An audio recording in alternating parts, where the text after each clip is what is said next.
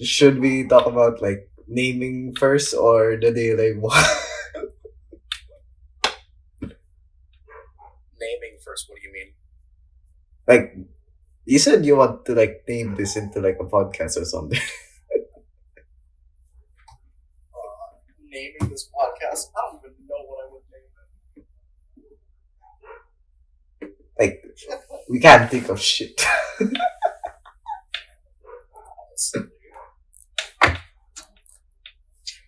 I can't.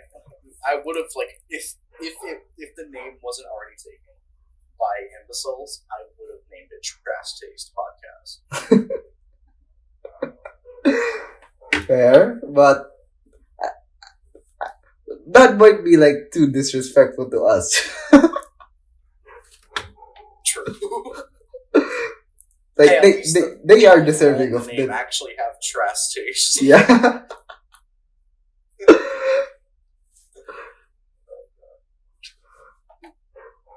the fuck did we name? My brain has been racking on that. I don't even know. It's like, leave comments below.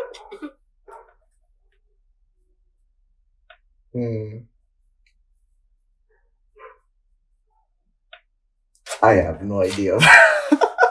Can't think of shit. What? Just make our names like combined or something for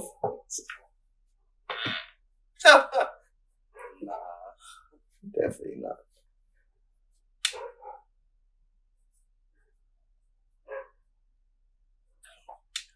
My brain is racking trying to think of something good.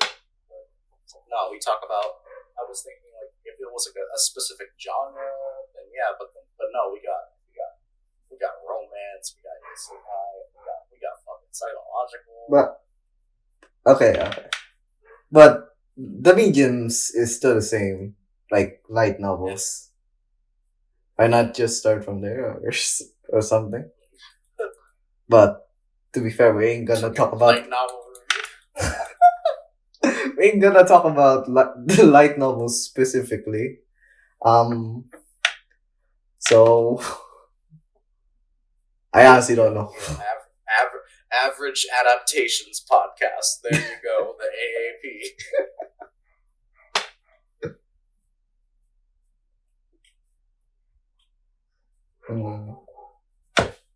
Anything else? So, what do you say? Like, let's just move on. I don't know. Do we have a definitive name, or we just gonna fuck it and just start? I mean, we can think about it like later after this. Like after we talked about like after like the Spirit Chronicles part. So let's start with that'll be in our general banter section. Yeah. So let's start with the first one. Since I come up with the plan for this. So Day Live News for season 5, like fucking script. Let's go. It's not even a script, it's a fucking bullet point, bro. So okay. What do you think? Season 5 of Day Life. Oh god, I'm so nervous. Like fuck yeah, I'm so excited because DAL brain rot. Yeah. But like I am so nervous. Yeah. Because this is like the climax. Yeah. So first of all, the curse has been broken. Finally. Toys. 2 seasons. It took 4 studios. Yeah. One that was consistent. Finally have like a consistent studio for folks. I cannot wait for them to drop it after season 5 and then a 5th studio will pick it up. Oh my god, no. I'm buying with Geek Toys. Okay. So, what do you think can we expect like from Geek Toys this time around? Considering like last season. So I already know. Okay, you go.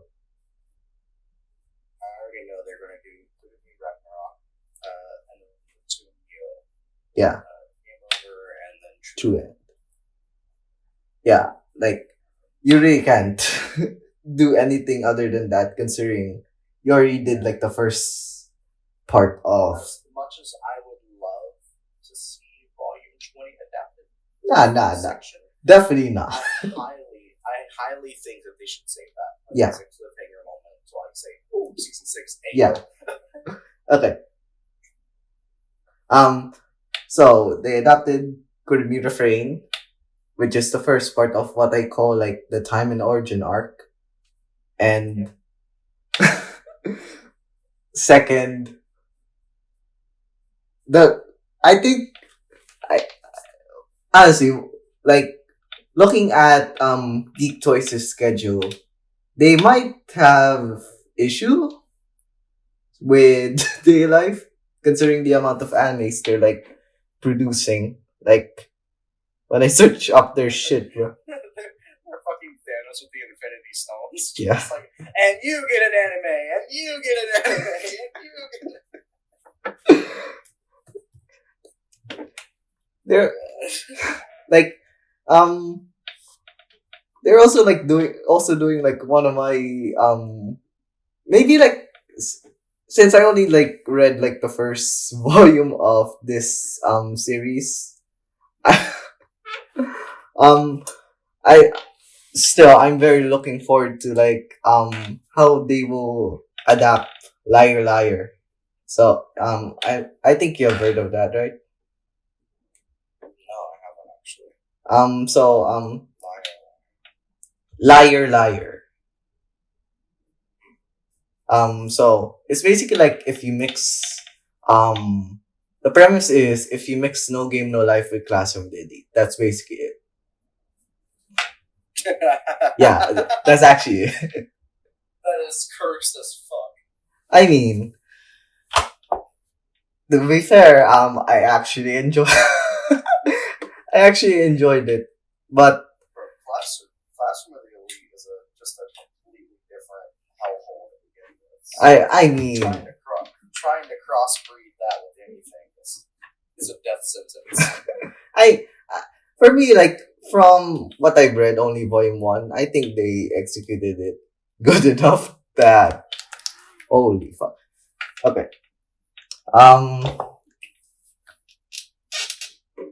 So they're doing that. I'm curious on how like I think one of the main problems with with light novel adaptations as of recently, from what I'm seeing, is like not really adapting like the art style of like the original artists. Like they're just doing it in a different style altogether. Like that can be said for their life, not I would love to see fucking Sugano work on the anime. yeah. That shit would be lit as hell. Yeah, like imagine like the Sunako designs of Mio in anime form. Would my god. If they CGI that shit, I am never watching another Day to Life. Oh, true. I don't even care. Yeah. I will not finish the season. I will just say, alright, anime's been dropped. Yeah, I think I get your point. Like especially Mio's spirit dress is so fucking insane. Yeah. Abs. And then you have Ein Soft, and Ein Soft Hour. Oh my. Where do I even gonna start with this? How are like that's probably like the main issue with what's gonna happen in season 5. Mayuri Judgment stands are just gonna freak the fuck out. Yeah. When they see fucking Ein Soft Hour. Yeah. Be like, hey yo, that's the bitch. Yeah. I remember like back in season 4, when it comes to the action, I thought like the opening would have given me like relief, considering like look at that sequence with remember that sequence with Tenka and Origami, that part of the opening. I think so. I thought I thought that would give me a relief, but the moment, like the moment they in when they adapted refrain, and I saw like the Kurumi CGI, I was like, I just had to take a step back for like a moment there. I mean, it could have been salvaged if they didn't spend more than if they spent more than like fucking 2 episodes on Mia's art. Like, what the fuck? I know they spent 3, but like, holy shit, they literally, it felt like they spent 2 episodes. Yeah. Also, 5 episodes for a 2-volume stretch. Hello. I mean, to be fair, it's not as bad as season 3. It's not. No, we don't talk about season. Yeah. Fair. Fucking 5 volumes and 12 episodes. Fuck you. Yeah. Reminds me of Spirit Chronicles, adapting like 1 to 5, but skipping 4. How do you adapt volume 5 but skip volume 4? They genuinely. No, that's just Arifureta level talk. Like, how do you adapt volume 3 decently, but then volume 1 you put 5 episodes into in a 13-episode anime, but then you fucking fumble the ball with volume 2, giving literally 2 episodes. I'm not lying. 2 episodes for volume 2. Oh my. Okay. We should talk about that in the Arifureta section later. Okay. Yeah. We'll get to that later. Okay. So, did you saw like that tweet? That shit with the 2 core. Yeah. 2 parts. Yeah, I've seen that floating around. I don't believe that for a damn second, but it would be nice. Yeah. Like, imagine like we could just have a resolution and this would be the final season, adapting 17 to 22. That would be nice. Yeah, like giving like You know, okay, you go. the volume 19 cliffhanger would be a perfect time for Geek Toys to announce, like, because there's only rumors right now. Mm-hmm. There's nothing confirmed about 2 cores. Yeah. The end of episode 12, assuming that it's going to be 12 episodes. Yeah. For the volume 19 cliffhanger would be a perfect time to announce part 2 coming in. Blah blah blah. Yeah. Like that. Okay. First of all, what do you think of the season 4 one?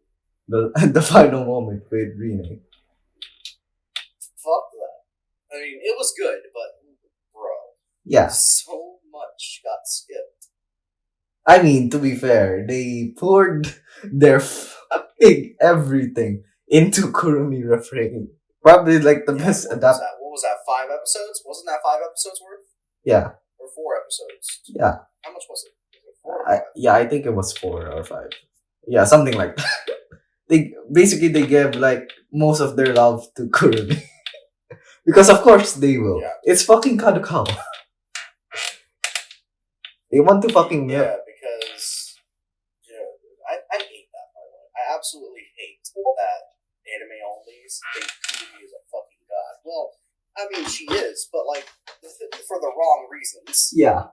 Like I remember like back then when I think this was during when I first started being like an anime only, like just before like reading the novels and meeting Jesus. Yeah, it's kind of weird saying Jesus' name out loud. I have met God. And his name is Itsukashido. Oh yeah. I remember like the Kurumi stands fucking calling her Yandere and all that shit, but at this point, not. Yeah, of course he is not. So, also not tsundere. I'm gonna be real. I don't think she fits any of the genres. She is a unique kind of character. She's an anti-hero. Yeah. That's what she is. That's the description that fits her. Yeah, she's definitely an anti-hero. So, when it comes to the moments, what do you think would be like the moment you're gonna be hyped for? Like excluding everything about Mio. I'm very scared for how anime onlys are going to react to Mio. Because her character is beautiful. Yeah. And I don't physically. Well, obviously she's physically Yeah. beautiful. She's That's got. pretty much the entire point. Mhm. But like beautifully written. Yeah. I really hope that the production of Geek Toys does not fuck it up, because it's like this is getting to the point where we're like, oh shit, Mio was not the mastermind. She didn't really do anything wrong. Yeah. I mean, well, she did. Try to refine Sephira crystals. Mhm. So, I mean, other than that, there wasn't much wrongdoing in her thing. Yeah. It's like you're like, oh shit, she tried to create a being just so it could kill her. That's sad as fuck. Yeah. Now The the anime onlys hate her for her actions. I'm gonna be like, you don't know jack shit. Oh, you know more. Exactly. So, what, like, is there like a chance you would think like the anime would include the implications of Mio and Shido and the rest, including Toka? Would you think they would include that shit? Oh, you mean like finding out that Shido is a spirit? Yeah. And Well, I mean, he's not necessarily a spirit. yeah, he's like a he's half spirit, half human. I guess he was reborn. yes. I That should have a feeling that. okay. You go ahead. That should still fucking what the fuck, like it's honestly been years since I first read Day Life in light novel form, and holy fuck, that shit still fucks me up. Like thinking about it. So what do we talk about? Just trying to think. Like, I just have this feeling that anime onlys are going to take the scene with Shido, Rain, Mio, and Shinji very, very wrongly. Oh.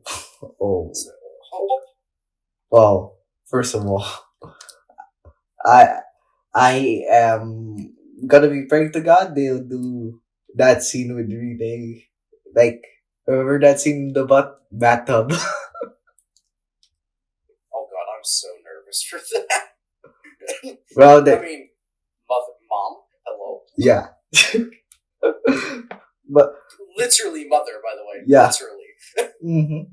And yeah, I think they would have like that. I guess that would depend on how they will adapt it and how much information they will get out of it.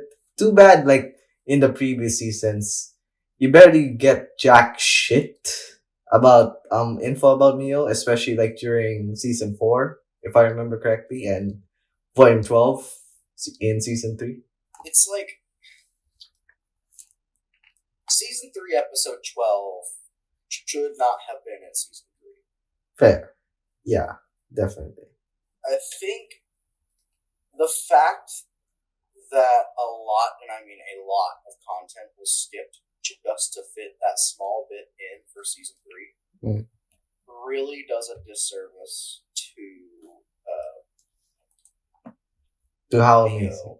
and Yeah. Phantom and Rain as characters, because that's like, oh shit, why would she want to keep him alive? Yeah. It's such an interesting thought, like thinking about it in retrospective. But we gotta talk about like the real question, like how much, like how do you think will Shido be portrayed? Like, considering this is like the climax and his like best moments, most of his best moments come from here, whether it's Haven Helev, Alvan Helev with against Westcott, or that soft kill moment. What do you think, how will he be portrayed in this season? Like, will he be like the protagonist that we have seen in the light novels? The badass, the fucking goat? Or it's just gonna be like... If it's portrayed right, then yes, they could like really bring sense. Yeah. Well, But like, I think voice acting wise, we got that covered. I am pretty sure you know how insane is Nobunaga Shimasaki's voice acting sometimes. I remember like back in FGO when like that movie came out, like he poured his heart and soul into that shit, bro. Like that scene, I think it was like the Gotia scene when he screamed that. Um, I think I think most of us like saw that when it was like, I don't know, it was still like relevant. But I guess that's probably just me, since I think at that time I was really like in somewhat in the Fate fandom, I have not touched the Fate series whatsoever. and I think that's fair. Like I I I have a very mixed things to say about Typhoon, but I think that's gonna be for another day. But for now, overall, how are you excited for this shit, and how are you gonna be nervous when it actually like airs? Yeah, I am very excited at the same time very nervous. It's like both of them. Yeah. They're at full levels right now. But it's like, fuck yeah, my series is finally coming at like full on frontal. Like anime only is about to be shot to high heavens. Yes. Shit. But then my brain is like, oh no, if they do this badly, this series is just Gonna be tainted forever. yeah. You know, I, I'm at this point like I'm really tired of bad anime adaptations, especially from light novels. I think like the recent like Danmachi season just gave out that just bit of hope that I can still give faith to the anime medium. But at the same time, Bro, season 4, holy fuck. yeah, season 4 was insane. They adapt. 2 volumes. That's the shit I want. Yes, that's the shit. They got the Arifureta treatment, bro. Yeah, like I remember like being excited. Okay, we're gonna go off topic here, but I remember being excited for season 4 just because Omori, the author, is part of the staff directly involved within the production. And the moment I saw that, I was very excited, considering Dungeon Expedition, the arc, as I like to call it, is I think one of my favorite. I don't know how would it rank it now. Maybe like top 3 or top 4, but yeah, somewhere around. Wait, which arc are you talking about? Yeah, season 4, Dungeon Expedition. Season 4's arc? Yeah. Yeah, the dungeon. Yeah, That's a really good part. I'm really excited because I haven't gotten that far in my games. yeah. I am just starting that. I just finished this. Okay. And I need to reread. Like I need to reread Sword of Authority seriously because I did it the first time. So Yeah, you really should. It really like gives a lot of depth. it's good. It is good. Yeah. Next arc, I'll see. For, gonna go off topic here, but season 5 done. But season 5 done Machi. If they have Omori in the staff with JC staff on the helm, I think they would blow that shit out of the water and make another exceptional season, because I remember like JC staff really did redeem themselves. Yeah, in season yeah. 4, didn't they? yeah, they really They fucked season 2. Which season was it that they fucked up? I don't even remember. season 2, season 1, and in a way season 3 as well. I think after like season 2, the quality of adaptation just continued to increase. Then we get season 4, which part 2 alone adapted just one volume, volume 14. To be fair, that that is honestly amazing because I remember volume 14 is like a very long volume. What from what I and it's like top 50 longest volume in the entire light novel medium by page count. So it was very fucking long. And season 4 part 2 ended, I was like, honestly, giving my praises to Yeah, JC's no, staff. it's like holy shit. They spent one season on a volume. Yeah, one Sorry, season. it's 2 volumes, but it was 2 cores, right? Like Yeah. Season 4 was 2 cores. Banter. Yeah, Yeah, that's amazing. That they literally spent 12 episodes for one volume. and even like expanded on shit such as like the Astrea Familia stuff. Like I think that wasn't included. That's what all production should do. Why the fuck don't they? Yeah, they really Tenshi, should. Tenshi. Oh my god, we're gonna. Do you want to get into that or now or Let's talk about some other stuff before we get to that. That's going to be a whole rant. okay? So Let's just leg off of adaptation.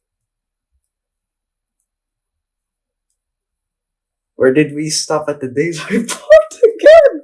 Holy, I forgot. Talking about, I think we were talking about the messed upness of season 3. Yeah. Okay. Mess up. Probably should. Yeah. Okay. Okay. Let's talk about the mess up stuff of season 4. Yeah. Okay. I remember. Did we have this conversation before? But because back in season 4, I think me and Jesus were, for context, we're like the biggest, Nia and Mukuro fan, respectively. And honestly, the moment that Mukuro arc ended, I feel like both of us just, I can sympathize with Jesus, like, having, having his girl dirty like that. Oh my god. Mukuro arc, I swear. And that was a problem.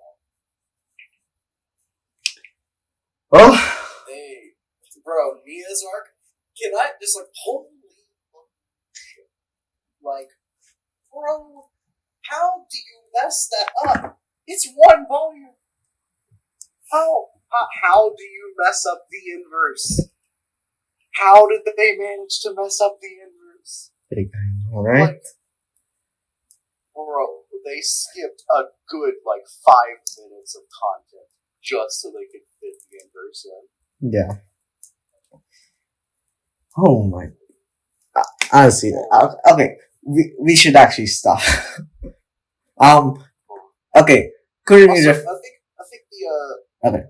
hold on, I want to talk about the change, the intro to the Nia arc, the change that they made, because originally it was Shido's blast in volume 12 that shot down the DEM ship that was carrying Nia. But now we have Kudami finding Nia and attacking the base that was containing her. I don't like that change. Yeah. I mean, as much as it remains continuity, I feel like they should have just retconned season 3 episode 12 just to make it. Yeah. But honestly, we won't get to this point without them fucking retconning shit. I think we just leave that shit all in the past now. Yeah, pretty much. And hope we get like a good adaptation of 17 to 19 because that's like part of what we call the 16 to 22 peak fiction stretch. Yeah, honestly, I'm about to start calling it the fucking like 8 to 22 peak fiction stretch because peak fiction honestly does start with Natsumi arc. But um, I as much as I am the biggest, I call myself like the biggest Nia or Mukuro fan. I call myself the biggest Mukuro fan, and Jesus like the biggest Nia fan. Nia and Mukuro arc, definitely not. I think they're pretty great, but I would say like they okay. the peak fiction stretch is like volume 8 to volume 11. Yeah. Volume 12. You're gonna skip volume 13, 14, and 15, Yep. and then pick right back up on 16 to 22. Yeah. The volumes that don't fit into that stretch there, like 14, 15, 13, 14, 15, and then everything below 7 or 8. It's like, yeah, they're still really great volumes. It just doesn't compare. Yeah. It just does not compare to the others. Exactly.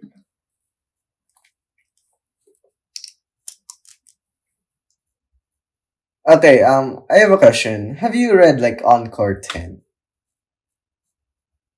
No, not yet.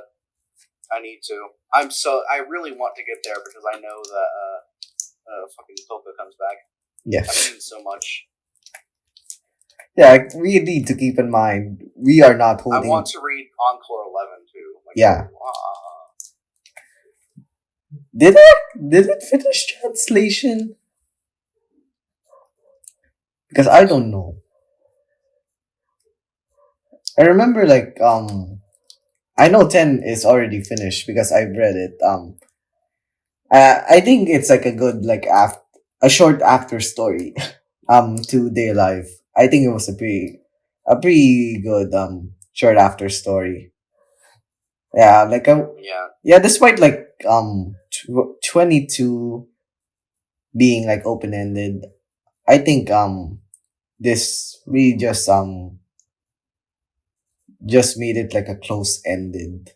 Like spoiler, we don't know who wins, but we all know who wins. We don't know, but we all know. Like, yeah.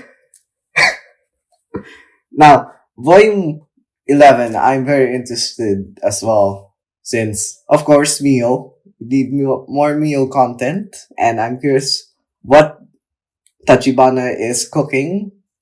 Or should I say was cooking, since it already released. With that. But,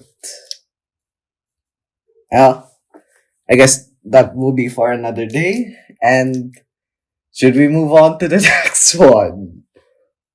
Hold on, what are we skipping?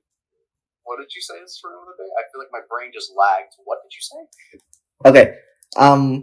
I said like I'm also looking forward to volume 11, but let's talk about that for another day. When I don't know if it's translated, but if it is, maybe we can read it and talk about in the next call. So, what do you say?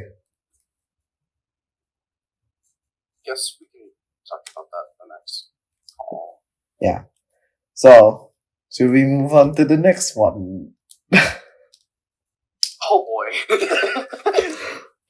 Because I'm fucking ready, boy. I got like. Oh god. Alright. So, wait, who adapted this? Like, who made this? Project number 9. Project number 9? Yep. Fuck you. Okay, let's start with Tenshi-sama's adaptation. Or specifically, anime adaptation. What the fuck?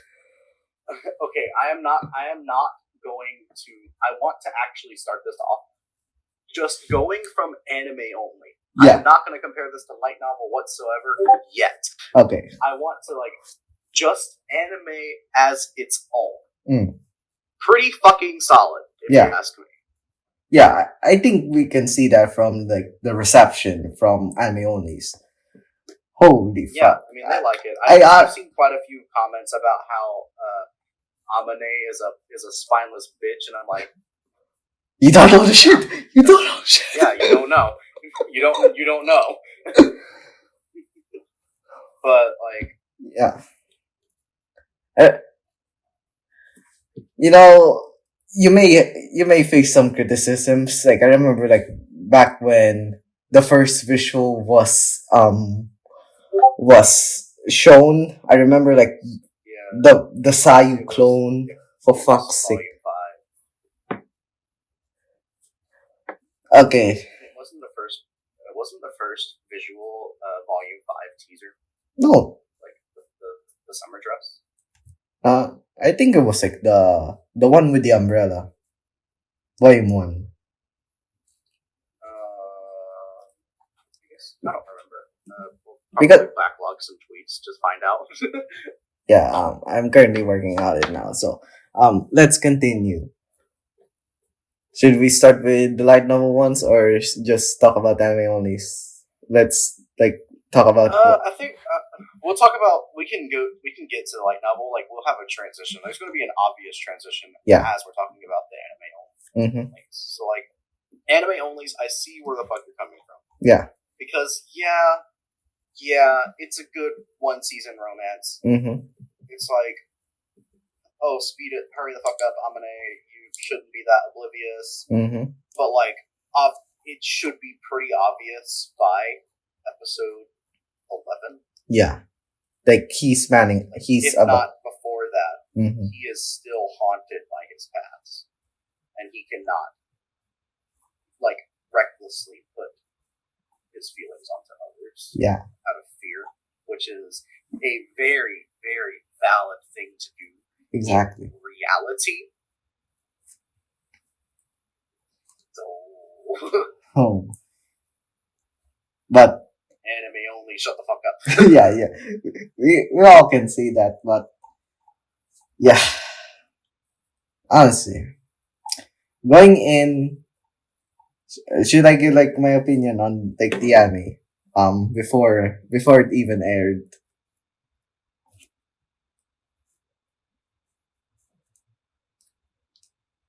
I was very nervous. Same. Before it even aired, because I was like, oh fuck, they're gonna do volume 1 through 4. I knew they were gonna do volume 1 through 4. I also didn't for me I didn't expect they're gonna do volume 1 to 4 because back when it was announced, only like I think volume 5 was just about to release back then.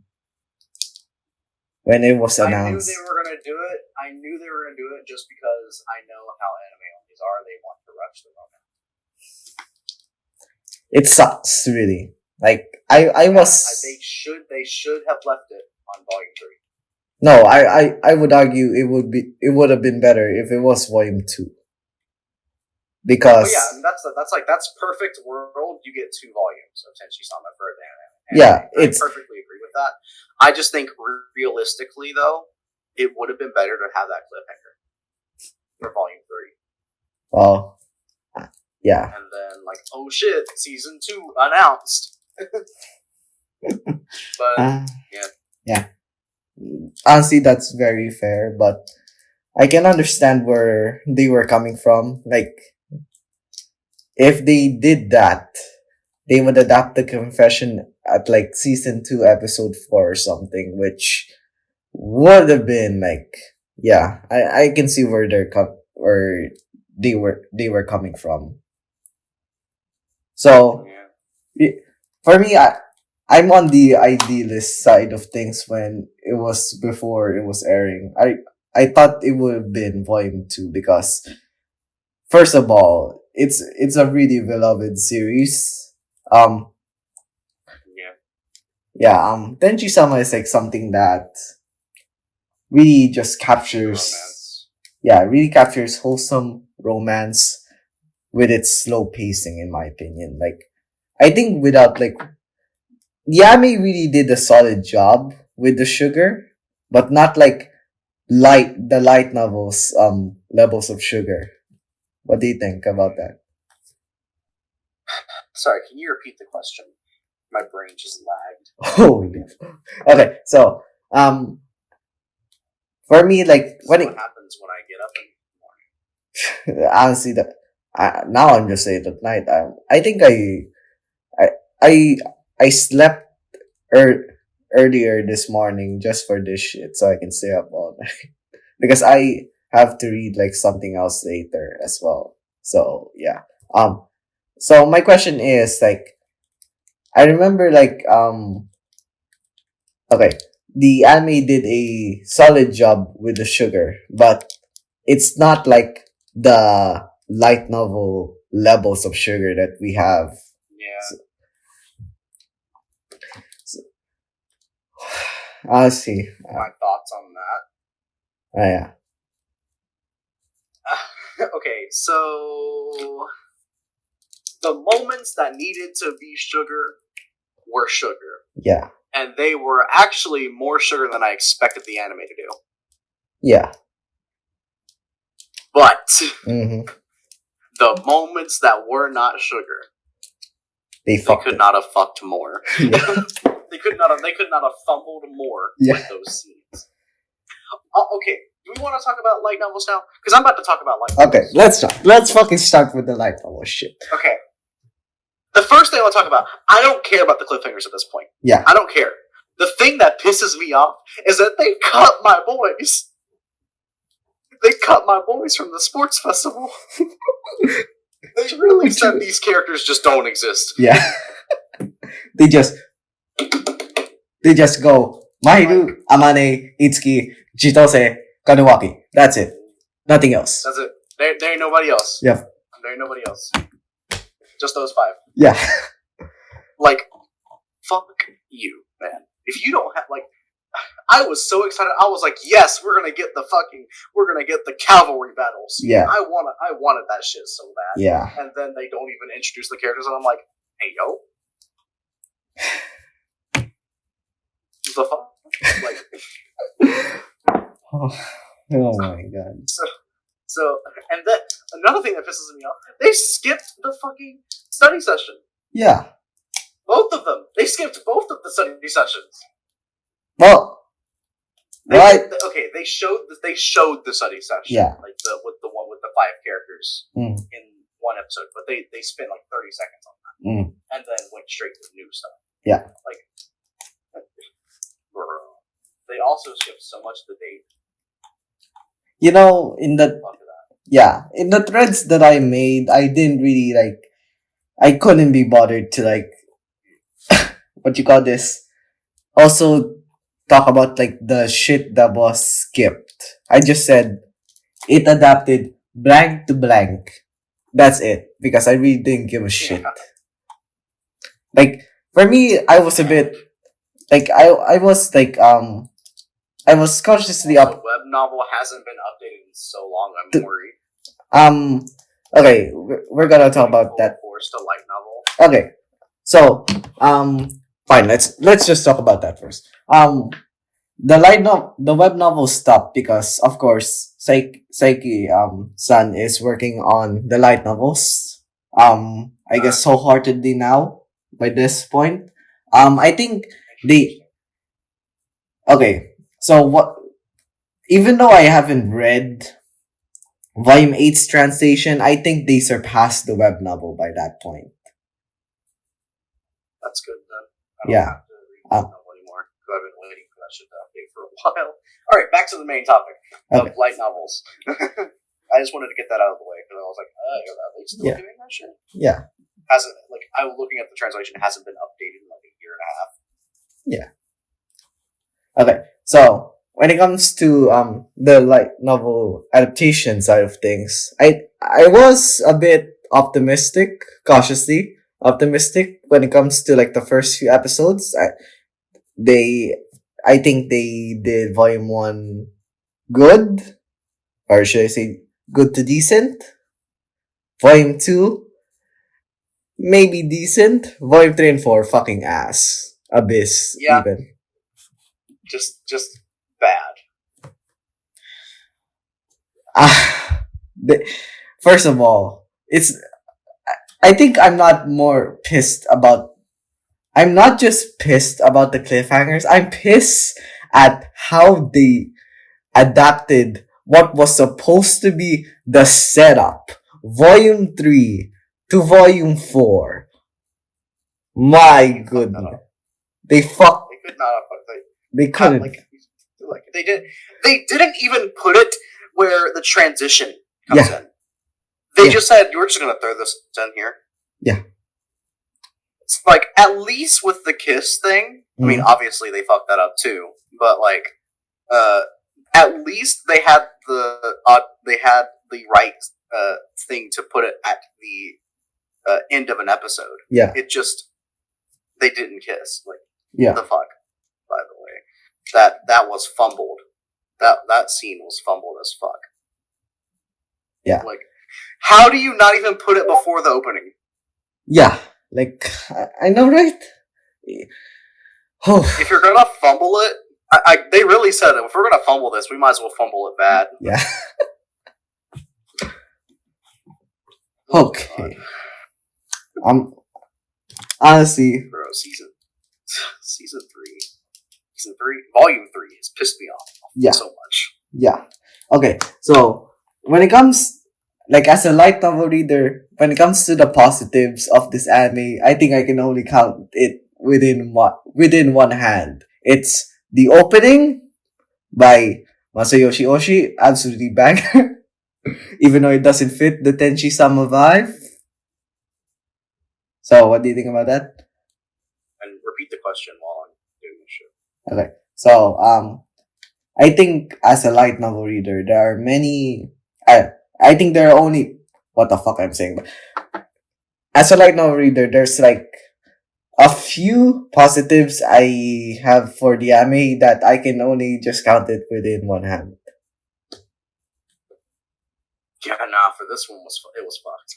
Yeah, it was that fucked. For me, the first one would be the opening. Masayoshi Oshii, has really become a favorite of mine recently. Even though the opening doesn't give, like, the Tenshi-sama vibe, I think it's still a fucking banger. Yeah. I think the best things about it were, the fucking openings. Yeah. And second one is probably Mahiru's voice actor, Minae Iwami, and the ending she sang. Yeah, nah, I have that shit memorized already. Yeah, honestly, it's fine if you don't memorize. Like, I only know, like, Minae Iwami. I put to my phone. Okay. Okay. Okay, so my quality has gotten worse, but I don't care. Yeah, at least you're louder. But yeah, microphone's closer. Yeah. Okay, so when it comes to voice actors for this anime, I only know Kaito Ben, if I remember correctly, and Minawa Iwami, the voices of Amane and Mayu respectively. I think the standout is Mahiru. I think Minawa really did her very well, despite, like, the. Let's be honest here. The voice actors carried the show. Yeah, the voice actors really carried the show. We're not even joking. Should we talk about the animation? No, it was actually pretty good. Like, I didn't mind it. The animation was amazing. I think the problem with it, though, was the cut content. I think the visuals themselves were beautiful. Nah, I would. I think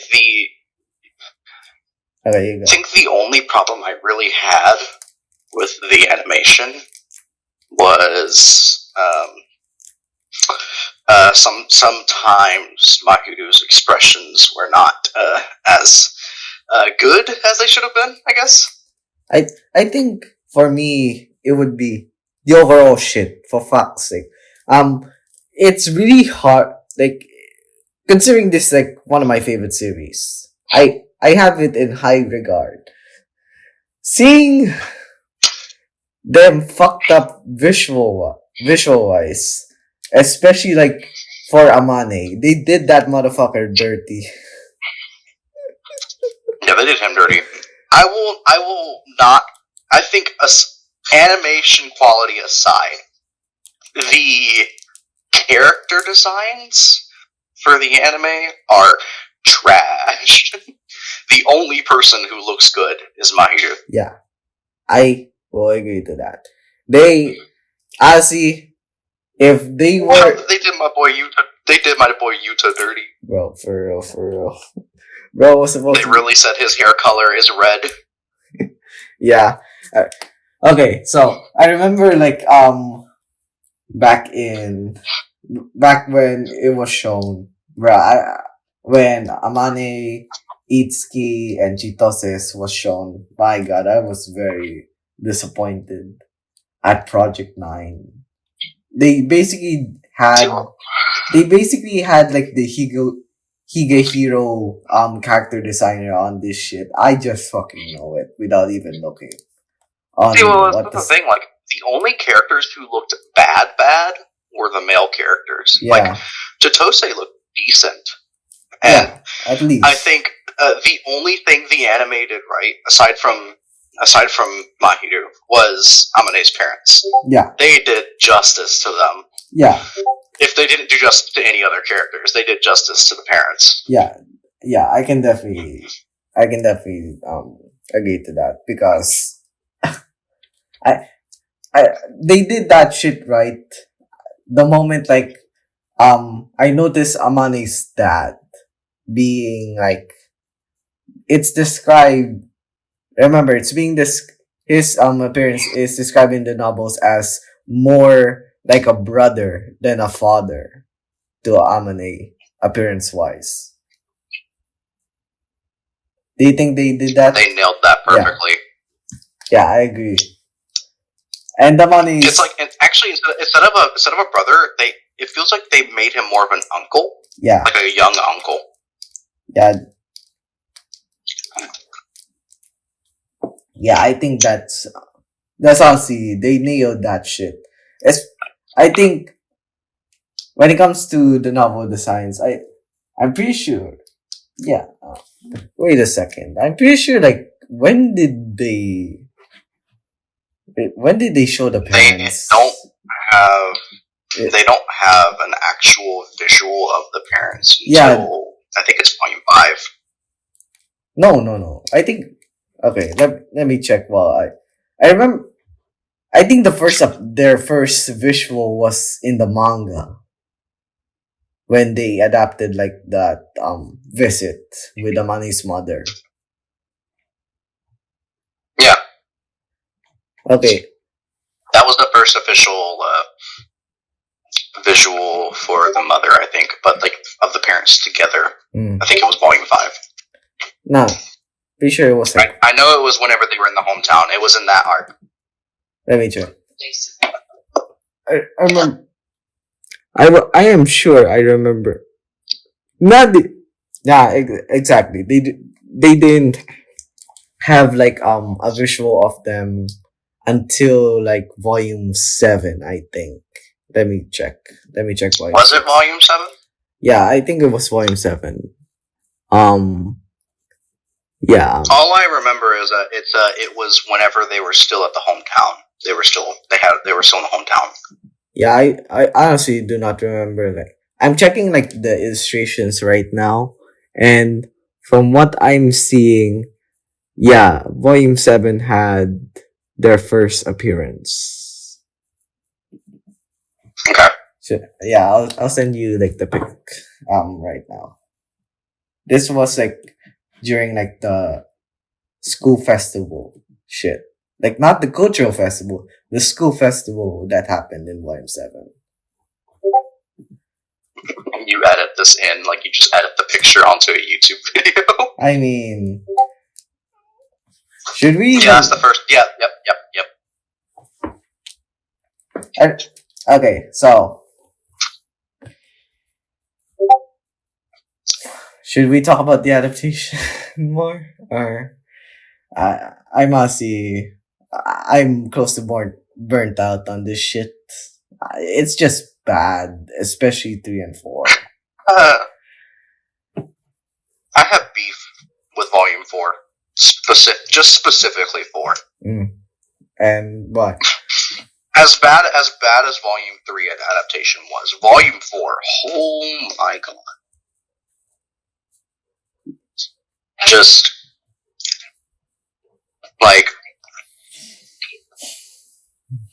I can't even remember what I was so mad about it. I just, like, my brain has just forgotten. It hasn't even been a season. I've already moved on. Okay, so let me give my thoughts on the Volume 4 adaptation. It's nothing but fucking abyss. Holy fuck. This is like my turning point on where I started to actually hate this show. This everything from the adaptation. First of all, the skipped chapters is already bad enough, but they also ruined some of like some of my best chapters, and that they also adapted. Oh, that was just a step too far, my brother. Holy fuck. I think the Woke up that day and chose violence. Yes, that's what happened. Yes, I woke up that day and chose fucking violence. I was very fucking angry. I don't remember now. I don't even remember what I when it comes to, for me it was Sundays, so I watched Tenshi-sama first, and honestly the shows after that, I was just in a bad mood. Watching Trigun Stampede, I was in a bad mood. Like probably like until like the afternoon, I was probably in a bad mood. Let me scroll through my tweets. I'll definitely find it. Yeah. Like my reactions to Tenshi-sama episodes. Yeah, it shouldn't be that far. Yeah, it's only like been like maybe like 3 weeks, I guess, since 2 to 3 weeks more or less. Alright, let's see here. So this is like a while ago. They skipped the study session with the class. Scroll back a week.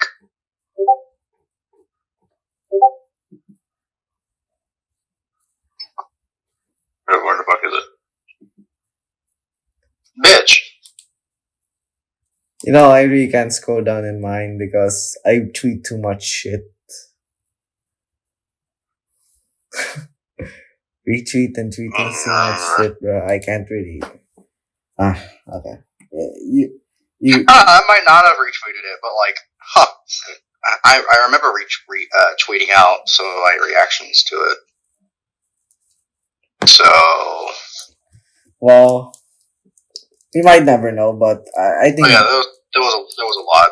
Yeah. Like, I just condensed all my feelings in those threads that I made. Thank God I made like a thread chain full of them, so I can see what. I'm gonna write a twit longer. Yeah, honestly, if this was like after like the after Tenshi episode 11, I would have too, but I basically moved on after like. I think the saving grace for this anime is probably the final scene, that confession. Yep. That was the saving grace. That's the one scene they did justice. That's the one scene they did justice in this entire thing. Every other scene was like either had heavy dialogue cuts or butchered. Mm-hmm. Exactly. That final scene actually made me. Wow, I was surprised. I thought they would mess up the confession, but actually, you know what I have problems with that confession scene? I have one problem with the confession scene: the subtitles. Really? Amane goes, "I care about you more than anyone in the world." Bitch, that ain't what he said. I mean, yeah, it's a good confession, but like, you ain't even gonna let him say "I love you." Mm-hmm.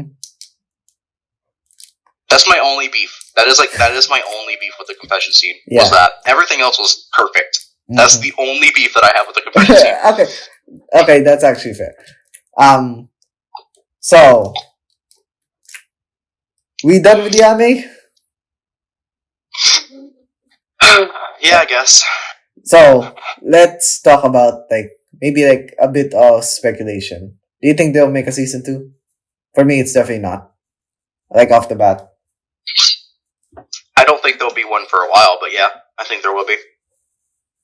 For me, I think the production committee would probably not would just look at volume 5 to what we have now, volume 8, and say, nah, this shouldn't continue.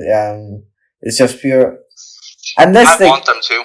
Yeah. I mean, I'm gonna be hopeful. I'm gonna be hopeful that they just do 2 volumes, those being volume 5 and 6. Nah, you forget 5.5. Did you read 5.5? Or I read both 5.5s. Huh? Both? So in the folder that I have 2 different 5.5s. I have the official one, and then just one that consists of a whole bunch of side stories. Okay. Oh. Is it like the actual 5.5 volume, and the second one being the short stories that comes with it? I think so. Yeah. In that case, well, yeah. For me, I want it. Yeah. I want to adapt it to all its glory. I wish. I wish. Especially that back flashback with Itsuki and Chitose.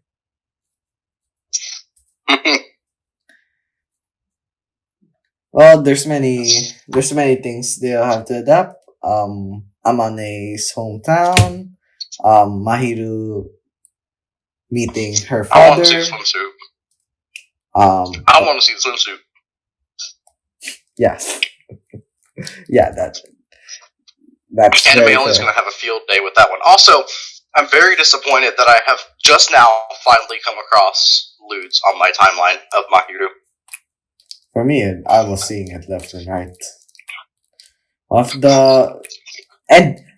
guess I was lucky, but I'm starting to just scroll past as quick as I can if I see it, because I don't want precious Mahiru to be Yeah.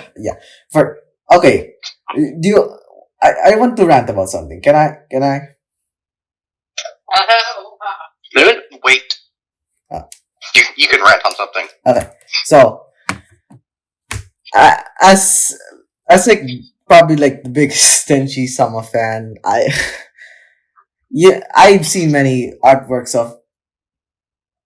Okay, I'll probably just stay there for a while.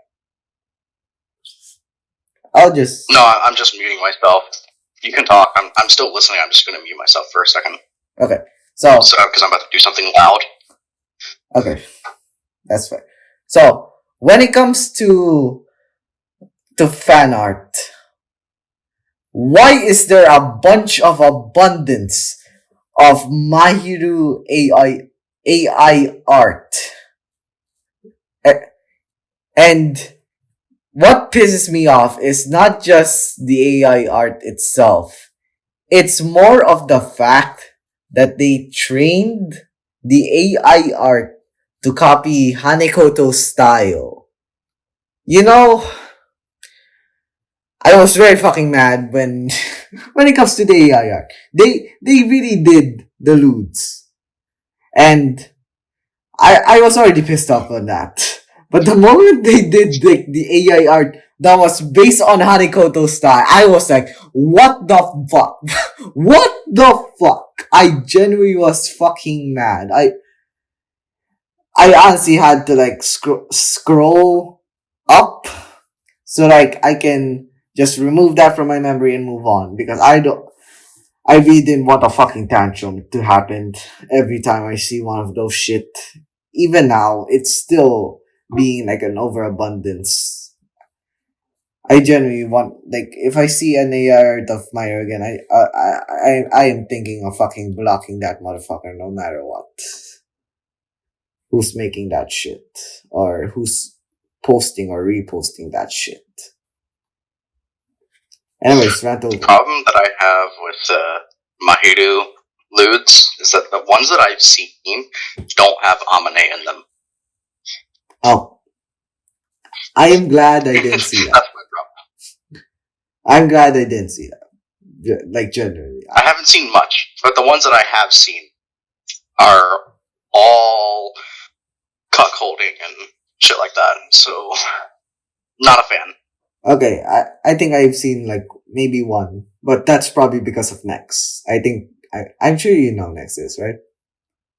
I followed Nux. Yeah, I think that was during like the beginning of when the anime was airing. I think I seen one of those cuckold shit.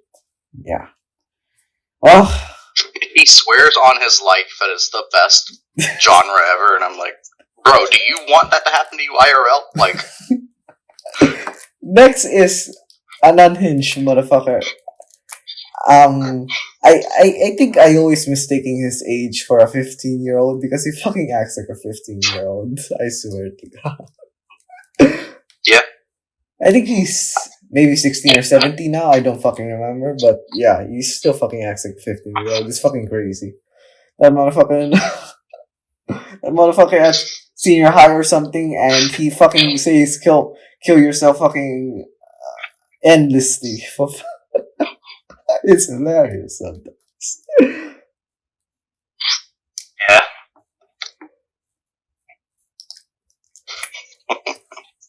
Anyways, should we move on to Tenshi and go to Arifureta? Sure. Cat, you are wet. Okay, we're finally at the happy mood now. Arifureta Volume Happy mood, yes. Yes, Arifureta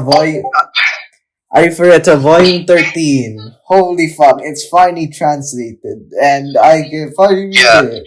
And not just Volume 13, just the series in general. Yeah, goated, raw, peak, fire. Mm-hmm, exactly. Pal, Arifureta, it's not even a guilty pleasure, I just fucking enjoy that shit, and call it peak fiction, no matter fucking what. Yeah. Okay, Volume... That shit, it is peak fiction. Yes, exactly. Okay, Volume 13...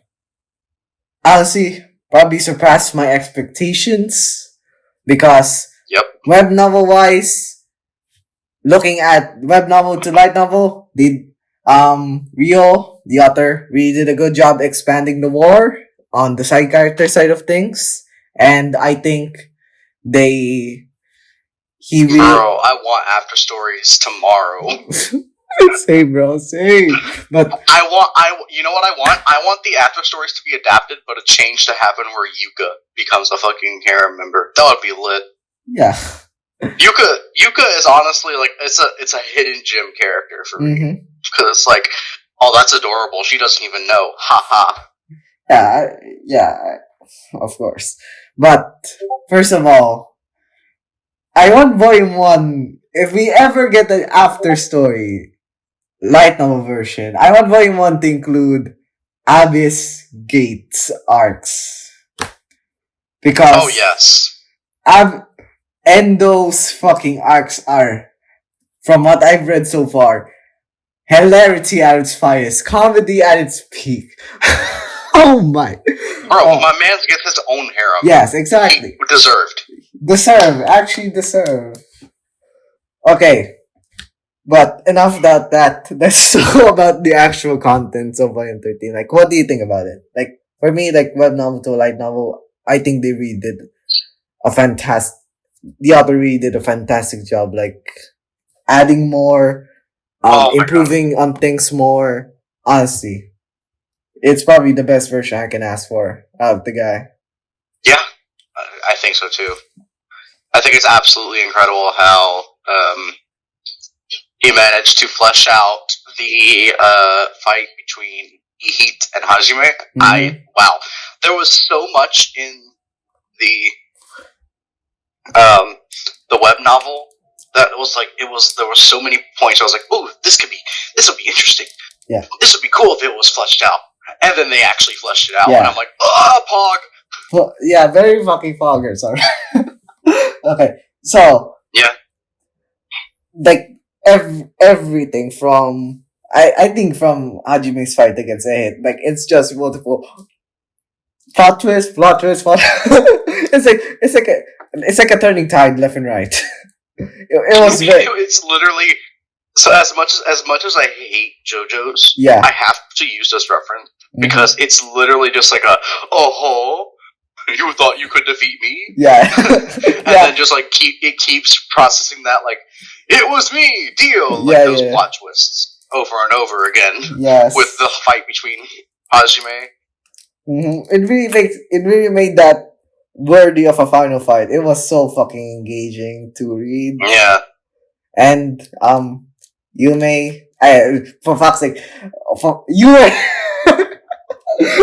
I am very sorry. Yue is just amazing, bro. Yue is queen. Queen. Queen. Nah, not even queen, bro. Queen. Goddess. Queen. God, yeah, true. Yue is such a phenomenal character. And her relationship with Hajime, chef's kiss, bro. Queen. Mm-hmm. So. just like, go. Raw, peak, fire. Exactly. Okay. Hajime got all there is. Yes. Okay. To mention that, what do you think of, like, by the end, what do you think of all his harem members? Should we start with the first one up to the last? Or vice versa? Okay, let's start Yue. We already know? Let's move on. Peak, queen, fire. Yes. Go. Goddess. Next literal god. Like, could not ask for a better devoted wife. Mm-hmm. He can't even... Oh, actually, no, I could ask for a better one. Mahiru. Mm-hmm. Let's not forget that. Okay. Next up is Shia. Next. Oh my god, such a great character. Mm-hmm. Can't, like... What? It's very difficult to imagine a picture of Hajime's family without Shea being the light-hearted center of it all. Exactly. She is like the bright light of the group. Absolutely amazing character, and her developments throughout the series absolutely amazing as well. And I think like her peaks were probably like volume 12 and volume 8 in my opinion. I think that's so excited for volume 3. I'm so excited for volume 3. Or volume 3? Season 3. Yeah. Bro, I need to stop mixing those words up. Yeah. But let's talk about the anime later. Next up, Tio. Queen. Yep. That's it. Queen. Yeah. Dragon Queen. Honestly, it's like as much of a bit and annoying her perversion is, it only makes her more lovable. Yeah, exactly. She's such a lovable character. Okay. Might be a bit decisive for this one, but let's talk about Kaori. What do you think? Kaori? If Yui wasn't there, she'd be my favorite. Wait. Yeah. Like, if Yui did not exist, Kaori would be my favorite harem member. Wow. Okay. That's a hot thing in itself. Wow. Okay. Like if okay, if we were talking in real life, I would just immediately shake your fucking hand because I fucking love Kaori so much. Hey, bro, we need to IRL meet up. Well, maybe someday. So it's like, yeah, no, I love all the harem members. So like, especially the ones from Earth, so Kaori and Shizuku. Those two, aside from Hajime himself, those two get the most development in the series. Yeah. And I fucking love it that way. Because my rankings is literally like Yue, Shizuku, Kaori. That's my top 3, bro. They are just that good. Mine is Yue, Kaori, and then like tied for third is not kidding, Shizuku, Tio, Shea. All 3 are tied for third. Yeah. And then the rest are just down there. The rest. Yeah, that's fair. But okay, Aiko and Liliana are the only 2 that were not in that. Okay, let's talk about. That was another one. Okay, for a bit off topic, but let's talk about that scene. Did it actually like correlated to a scene? Because I honestly had no idea. Which scene? Like the ending with the illustration. Oh, you mean the visual? Yeah. That was there. Yeah. I don't know. I don't know what that correlates to because they're definitely in reversion. Yeah, because like there's no doubt. I honestly have not. But okay, go. The only 2 members of the harem that aren't there are Aiko and Liliana. Mm-hmm. So I think that they aren't there because this scene is happening like while they're talking about the Capitol incident, because we know how the Capitol had that yeah went haywire with the classmates. Yep. Yeah, that's where I think that scene takes place. It's like Hajime's perspective. Yeah. Okay. Like everybody else is there except for Aiko and Liliana. Okay, if you think about it, that actually makes sense because we all know we fucking know where those 2 are. Not there, definitely, but yeah. Okay. Bro, I love Aiko, man. All right, next hair member. After Kaori. Shizuku, we already talked about that. No, let's talk about Shizuku. Go. Okay. Fire, raw. Yes, exactly. I think what made Shizuku like go from bottom to like maybe not bottom, maybe like somewhere around there. Yeah, somewhere around there in the bottom to fucking top 2 was definitely Volume 9. Because man, not even Volume 9 for me. Volume 4 did that shit for me. That's whenever she told off Koki. Okay. Thinking about I can see why. But for me, like her peak. But for me, her peak really came back in Volume 9 with that, if I remember correctly, dream sequence. Repeat that. I remember. I think in Volume 9, her peak like came from like that dream sequence, if I remember correctly. Am I right? Sorry, repeat that. Oh fuck! This is the third time. Okay, so what Shizuku made my top 2 is probably like that scene in Volume 9. That dream sequence. That's valid. Because like everything after that is just either very epic Shizuku or very wholesome shit with Hajime.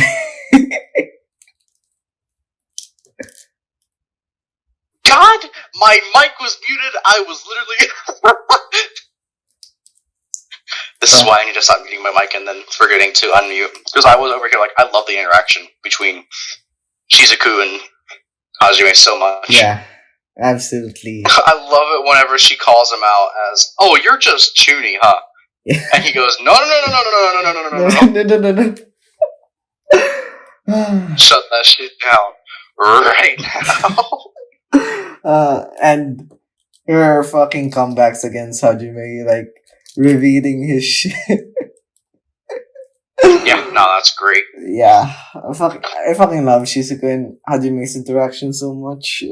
Might be on par with US, but like not on par. Maybe like on somewhere around there. Yeah, no, the like whatever Yue and Kaori are like, oh, another rival has appeared. Whenever the chemistry between Shizuku and Hajime was showing, it was like Shizuku was like, no, I don't like him. God, reminiscing. I loved that foreshadowing. I loved that foreshadowing. Look. Now the next I remember is, I think, was it? There's 3 more. There's Aiko, Remia, and Liliana. No, I'm thinking which one entered first of the 3. They all entered at the same time. Because no, I mean like Tio was like mentioned, like obviously heavily innuended in Volume 11. Yeah. And Hajime didn't accept Kaori until the end of Volume 13. Like, because he wasn't going to ignore her advances anymore. But then he pretty much went, you know what, if I'm just going to accept you, might as well accept everybody else who wants this. Yeah, but I think so. I'm not. For me, I'm not referring to like the. For me, I think I'm not referring to like the moments where Hajime is just gonna accept everyone. I think it's more like some of them like the moments where they fall in love with Hajime. Like I was thinking of the order of the 3. Which one came first? Aiko. Yeah. Okay, let's talk about Aiko. Queen. Goddess. Innocent. Literally. Pure. Aiko. Although not so innocent anymore. Ha ha ha. I love that Arifureta is what you call this in the line of being very explicit but not being going in that level. I love the end of Volume 13 where Yuka was where the class was confronting Aiko and be like, how could you say that after what you did to Hajime last night? Wink, wink, nudge, nudge. Yeah. My God, it's so hilarious. It's the same thing, like when they were talking about Kaori and Shizuku's first time. Mm-hmm. Where like the other classmates were trying to get a peek. Arifureta is so fucking fun. Should we even talk about like Remia and Liliana? Yeah, I actually do want to talk about them. Okay. I want to start with Remia. Okay. Because I have just a little bit to say about her. Okay. Most unnecessary harem member ever. Yep. As much of a good character she is, why? Honestly, that was what reason does she have to be a harem member? I was really confused whenever that was in the web novel. I was like, why? Yeah, that's basically my idea. Like after like I remember like I think this was like I get Liliana. Liliana's actually makes sense. Yeah, but like, why does Rivia want him? I guess the time spent in Muse Village? Yeah. I guess. I mean, even then, that doesn't really make sense. Yeah. I am questioning whether all of this shit was just for Muse's sake.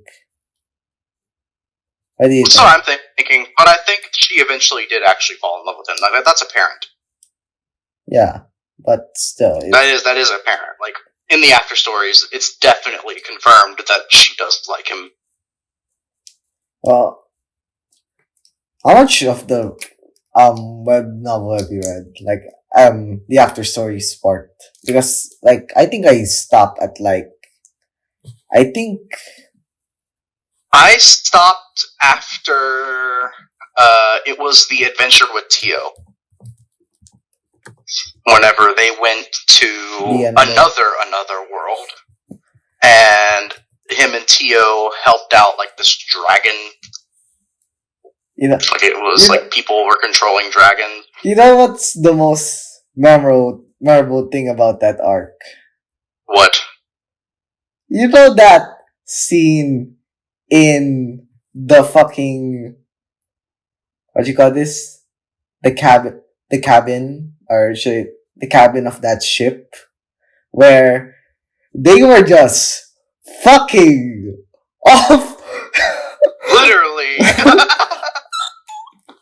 I could not forget. Yeah, I love that. That was great. That was great. That was actually fucking great. I was laughing my ass off so much reading that scene, bro. They were just going ham. Man, they were just having fun. Yeah, they were just really having fun with each other. Like, god damn. Holy. They couldn't hold back. Yep.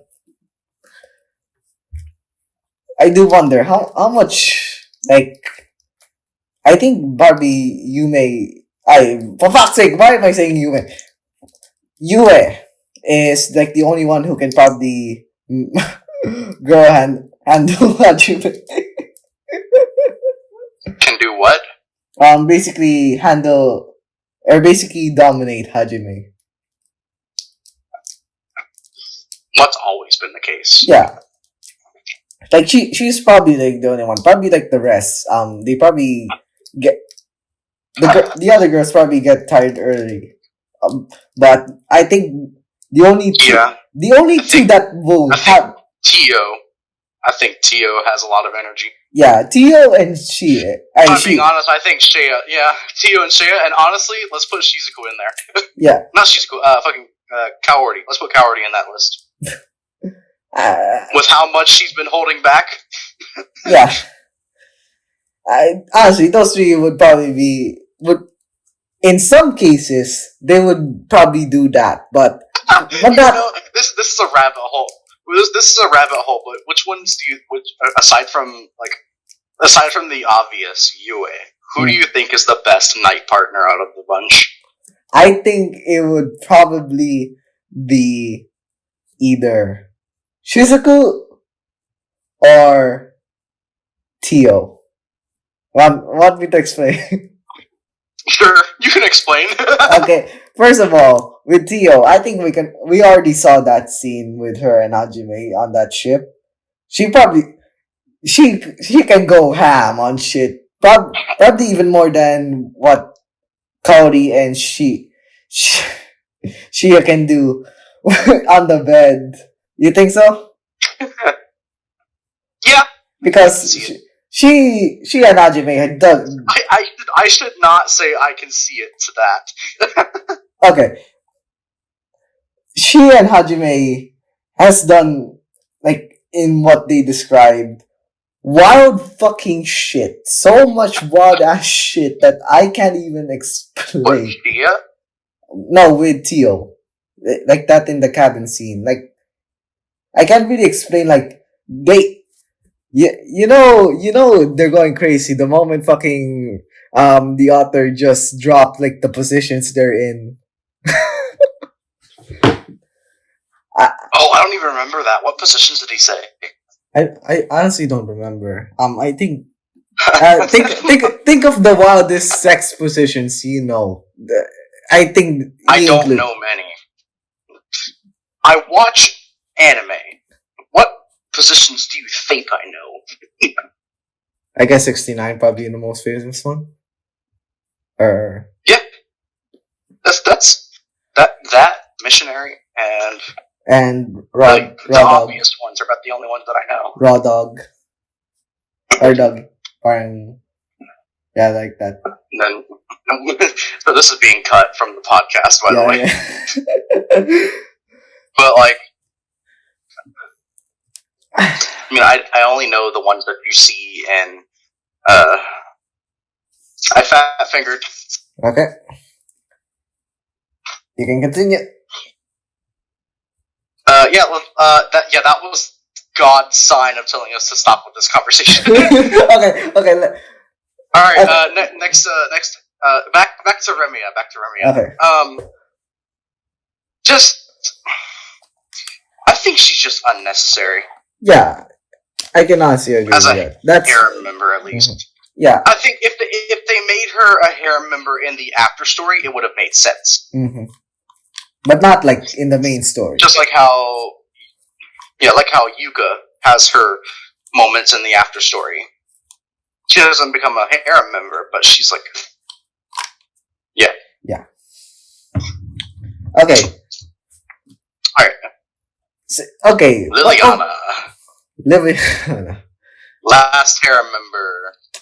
Liliana, absolutely fun ass character. She's adorable. Yeah. She's adorable, man.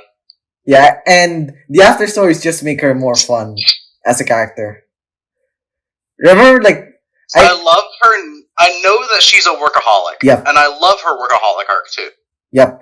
You know, that's just funny. You know the idol shit.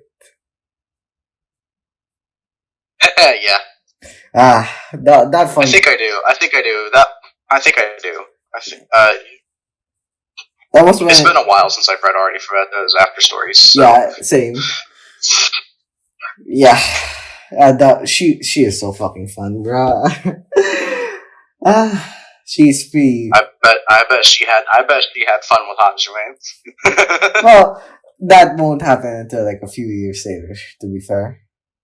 Nah, you know Hajime did it. You know he did. He hit that. There is no doubt in my mind that he hasn't. Like, he's done all his other harem members, but not her? Hello? Well, that's all I have It's like, if I'm just saying, if he didn't do Liliana, why would he do Remiya? No, aside from, like, age perception. Like, that's the only thing that would make sense in my mind, just if it was, like, age perception. But I thought they confirmed that he's done it with all his members. I honestly might be wrong. Yeah, maybe I'm thinking on the classmates' perspective, where they said Hajime didn't do Liliana yet, but apart from that, I don't think I remember shit that well. I don't remember them saying that. Was that in volume 13? Yeah, I think so. I remember. I don't remember that. Yeah.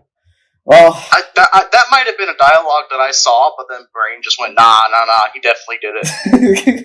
Probably. Well, regardless, he will do it later on, nonetheless. Well, yep. Overall, volume 13, 10 out of 10. Solid. Well, if it ever... Alright, I guess we're done talking about the light novel and, wait, actually, hold on. Can we talk about Koki for a minute? Yep. I was about to say that. Like... What are your thoughts on Koki? Okay, we obviously know the drill. Fuck this bitch. He's Takahisa levels of trash. But... Okay. I think they did amazing with rounding out his character. Yep. I can agree with that. I think they brought his arc to conclusion. Yeah. And that showing his emotions there are really good, because compared to the web novel, I do remember this vividly. He never apologized in the web novel. Yeah. I think never. Yeah, I think this is more an improvement. So he can transition into like his arc in the after stories. Like, yeah. If we ever have like if we ever got first a web novel a light novel version of the after stories, and we get Koki's arc, it would probably be will probably be more, I guess, likable. A bit more likable than if we just read the web novel and just skipped and just read his arc. Yeah. Okay. I heard from the web novel readers that he gets a harem as well, but I've heard he does not deserve it. No, unless they actually make him redeemable, he does not deserve that. No. I'm about to say, you know what's the twist with his harem? Are they all yandere? Yep. That's amazing. Yeah. I'm very excited to read how. In that case, I think it's deserved. Yeah, it is actually deserved. If you guys are fucking care of Beyond Race, I think it's fully deserved. It's Koki after all. Oh, can I be real though? We can't say that Hajime's harem isn't Yandere's though. Well, that's true. Because let's be real. As much as Shizuku, Kaori, Yue, Shea, and Tio, and just all the members of Hajime's harem, as much as cutesy and fun and like different personalities they have, they're all definitely yandere. If Hajime encounters another girl, that might be interested in him. That is factual. They're all like, "Fuck you, bitch! Can't get a piece of this." Yep, that's factual, right? Okay. Should we talk for our last thing? We should talk about anime. Mr. I mean, we're gonna talk about Senegan. No, we're gonna talk about it. Before we should talk about anime. No, after the anime. For the okay. Arifureta's light novel. This is the final thing we should talk about. Mr. Abyss Gate. What do you think about this motherfucker in volume 30? My man's go. He's him. Yeah. Yeah. He's fucking him, bro. Bro became... he's him. That's all there is to say. He's him. Bro. Alright. Anime, Arifureta. Okay. Let's move on. Season 1. Fuck you. I have... You know what's something about me? I didn't watch season 1, but I watched season 2. Because I'm not going through that shit. Fair. I'm not going through that shit. If I could unwatch season 1, I would. Okay. Let's go season 2. We already said our shit with season 1. Season 2, go. Season 2. Wait. We already had this conversation last time, right? I think we did. I think we had season 2 conversation last time. Yeah. Yeah. We'll just summarize it. I think. Go ahead. Okay. I think it was probably more fast paced, in my opinion. It just felt like that to me. Well, you argued it was like a great adaptation or something. As much of a great adaptation there was still some things that I felt could have been changed. It's like, yeah, of course, it was just for what it was. It was an amazing adaptation. They did 2 volumes. Yeah, that's already. Regardless of there already was going to be some cuts. I knew there were going to be some cuts. Y'all know, but I was expecting them to do only 2 volumes. Yeah, it's probably like the best case scenario because Arifureta is too damn long for its own good. Christ. Its volumes count. Yeah. Oh my god. That's the thing. Arifureta does not hold a candle to Date Alive. Yeah. When it comes to length. God. Okay. I think that's what I'm worried about with season 3. How are they gonna? How the fuck they gonna adapt? Very excited for season 3. I'm very excited. I'm 95% sure they're only going to do volume 7 and volume 8 because there is no reason to do volume 9 without volume 10. Exactly. So. Honestly, I imagine the first 6 episodes will be volume 7, and the last 6 will be volume 8. Yep. Or best case scenario, 5 episodes, volume 7, 7 episodes, volume 8. Yeah, because volume 8 is really that important as a volume. Yeah. Honestly, if they do volume 8 justice, might just put my foot down and probably rank Arifureta season 3 as one of my favorite anime. Yeah. I'll do that too. Okay. Should we go from Arifureta to another isekai? Yes. We are finally at the last stretch of this entire thing. The last topic. The last topic. The one that's going to take us the longest. Spirit Chronicles Volume 22 and Volume 23. There's too much to Holy say. shit. There's too much things to say! Look, listen. Okay. I haven't even finished Volume 22 yet, and I'm still like, holy shit. And you are in... Because of the point. Okay. Did you read... I've started it. Like, I'm like halfway through. Did you read, the web novel? What web novel? The wiki, summary. Yeah, I read the wiki. Okay. So, Volume 22 is insane. Holy fuck. In terms of questions, Celia, what the hell? Yeah. What should we... What is Lena's plan? Yeah. That is the most assuming that the voice that Celia heard is Lena. Mm-hmm. What is her plan? Yeah, that is the question. Let's go theory crafting with this one. And for me, I'll just say probably in a way they would... I think at some point the transcendental the gods, the six wise gods would probably just come back, and like Rio would have to fight, and probably in a way Aisha and Miharu will assimilate and turn into Lena. Oh, into one character? Yeah. I don't think the author would risk that. I don't think the author would risk that unless we get a scenario like origami, or with the two different origamis. Yeah. That's the only way I could see the author, or not even the author.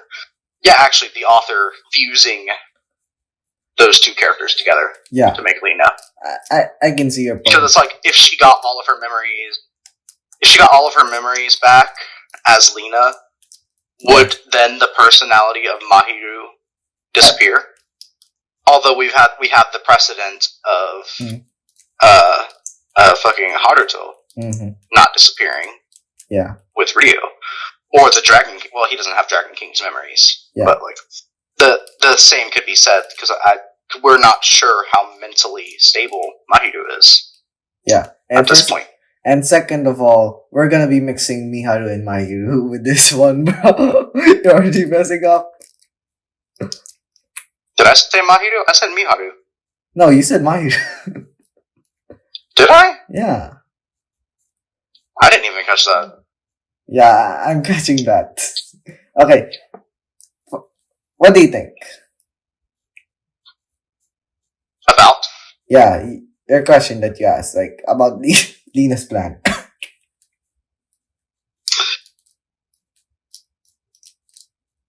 don't know. If I'm being completely honest, I do not know. Because I think Lena's plan was to find a way to destroy the rules. Or make it so the Transcendentals didn't have to forcefully abide by them. Oh, that could be like one of her plans, but there must be something. I think her overall plan is to stop the six wise gods. Yeah.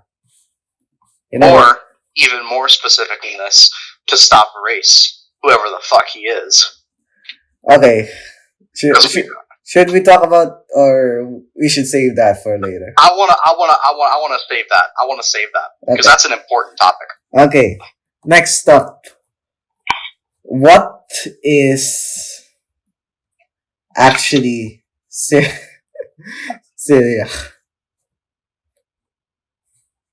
Like, I'm being honest. I think she's just a normal human. I think that she just coincidentally just happens to look like the homunculus, And that was the siphon that Lena chose to activate whatever magic she found out that could combat the transcendental rules. And that's honestly interesting, like looking at it, because I think Sora. It's confirmed that he's not a disciple. Yeah.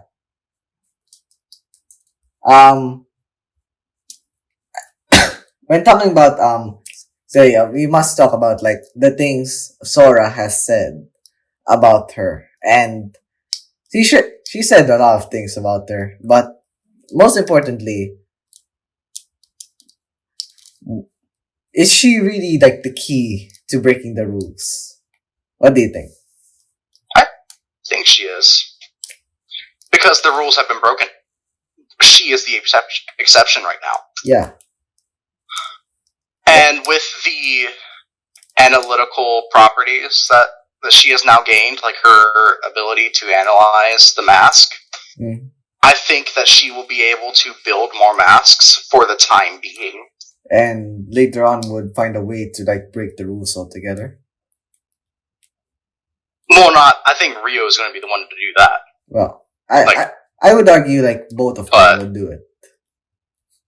But yeah, I think it's going to be a collective effort, because we know that Miharu is going to get her memories. Yeah.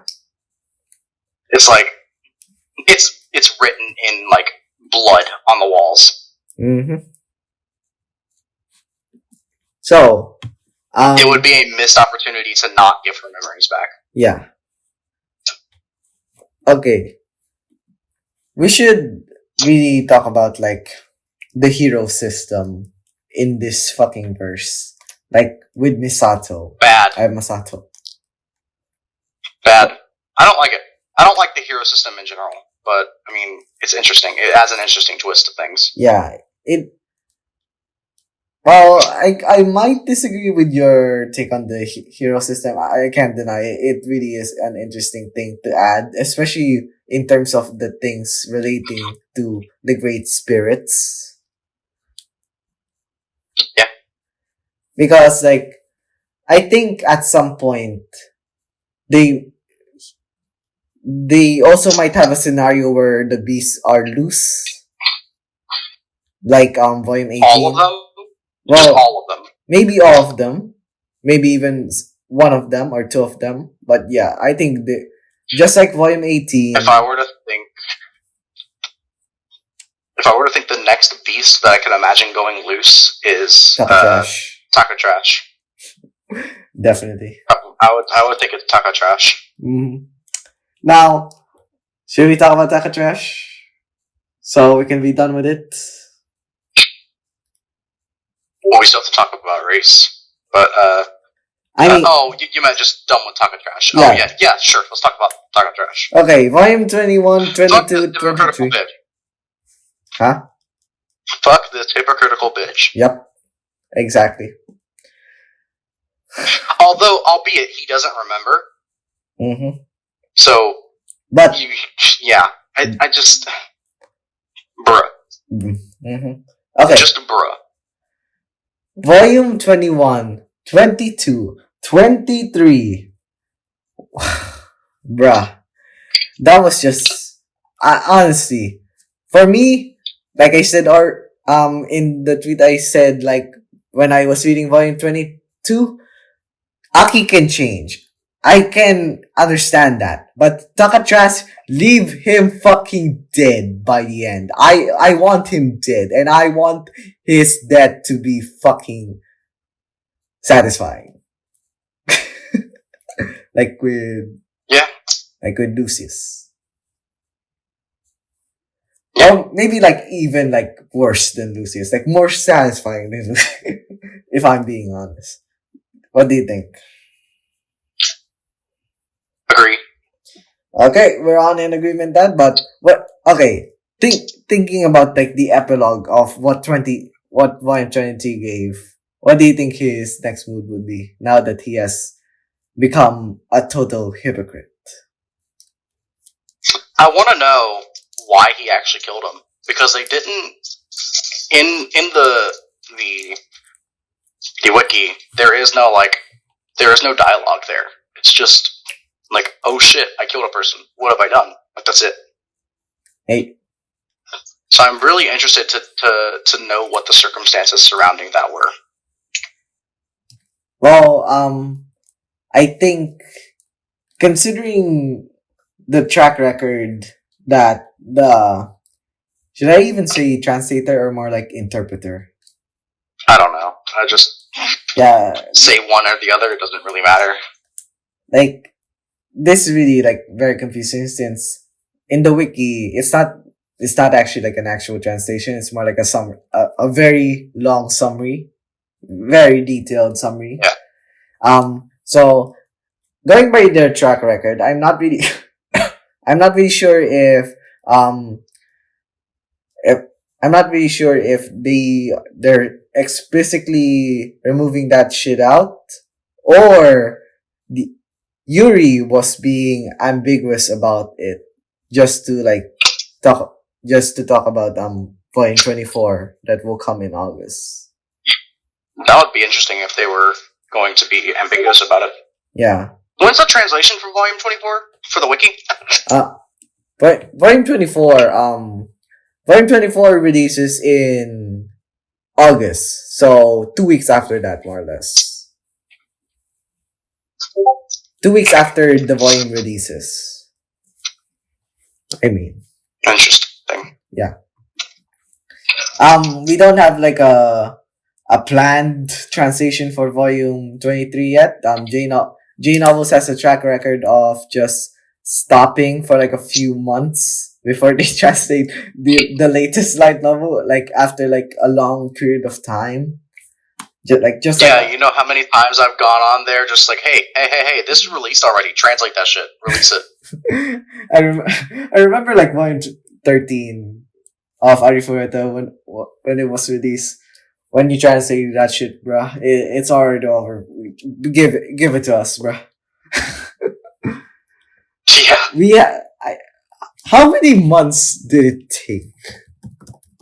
Arifureta Volume 13. How many months did it take for it to like get translated?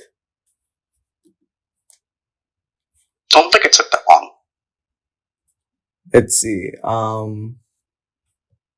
In Japanese, it's September of last year, and now it's March of this year. So 6 months. 6 months, almost. Yeah, like 6 months.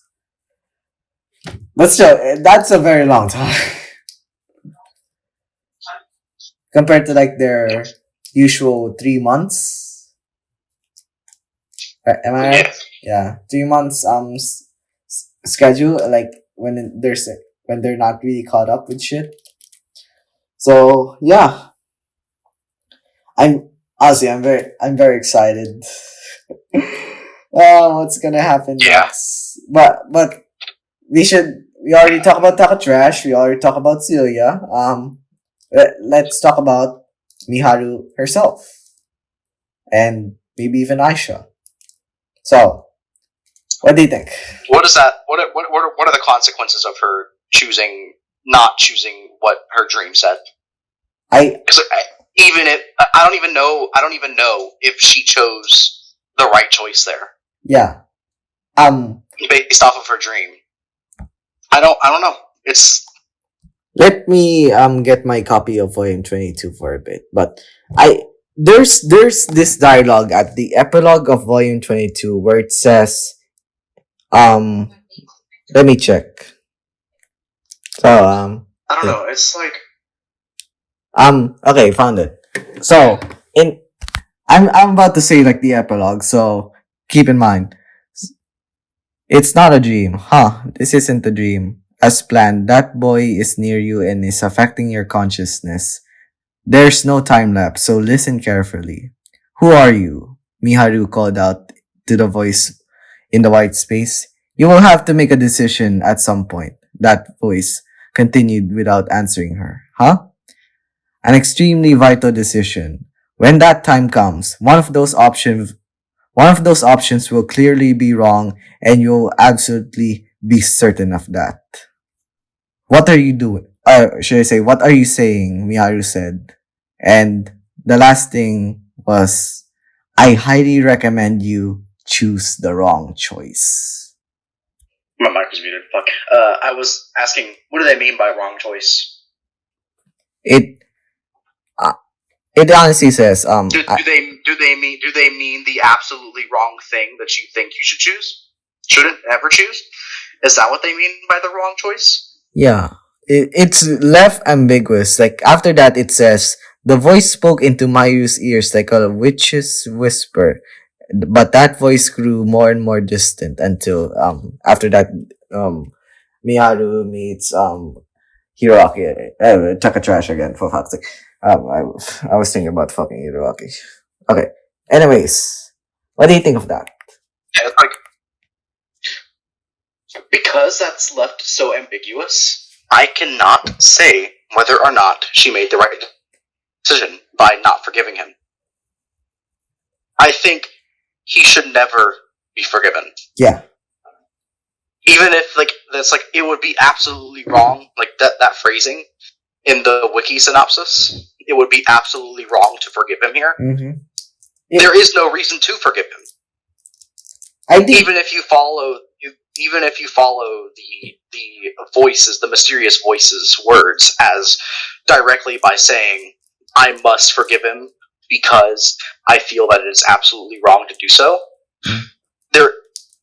I'm not sure I'm questioning if the words of that message are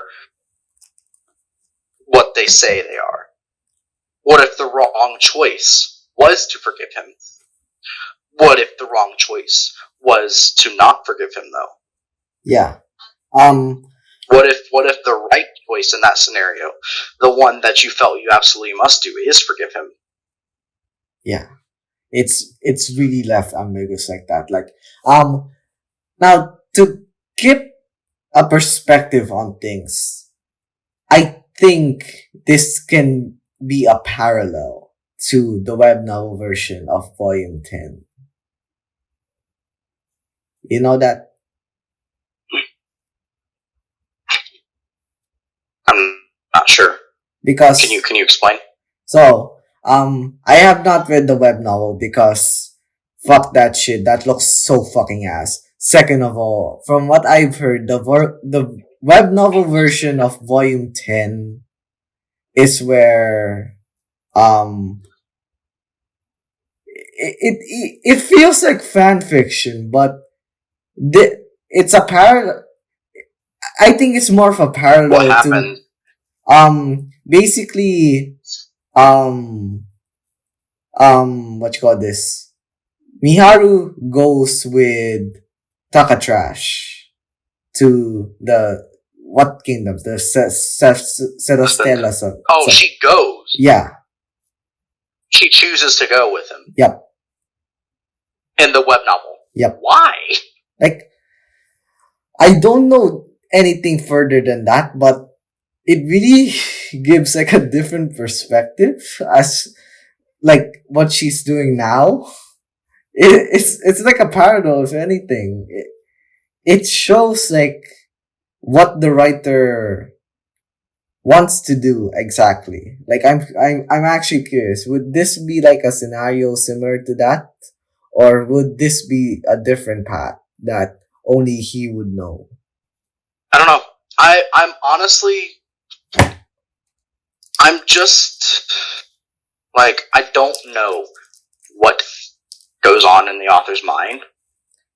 But I don't think that because Mahiru doesn't forgive Takatrash is the reason that he goes down this dark path. I don't think that's the reason.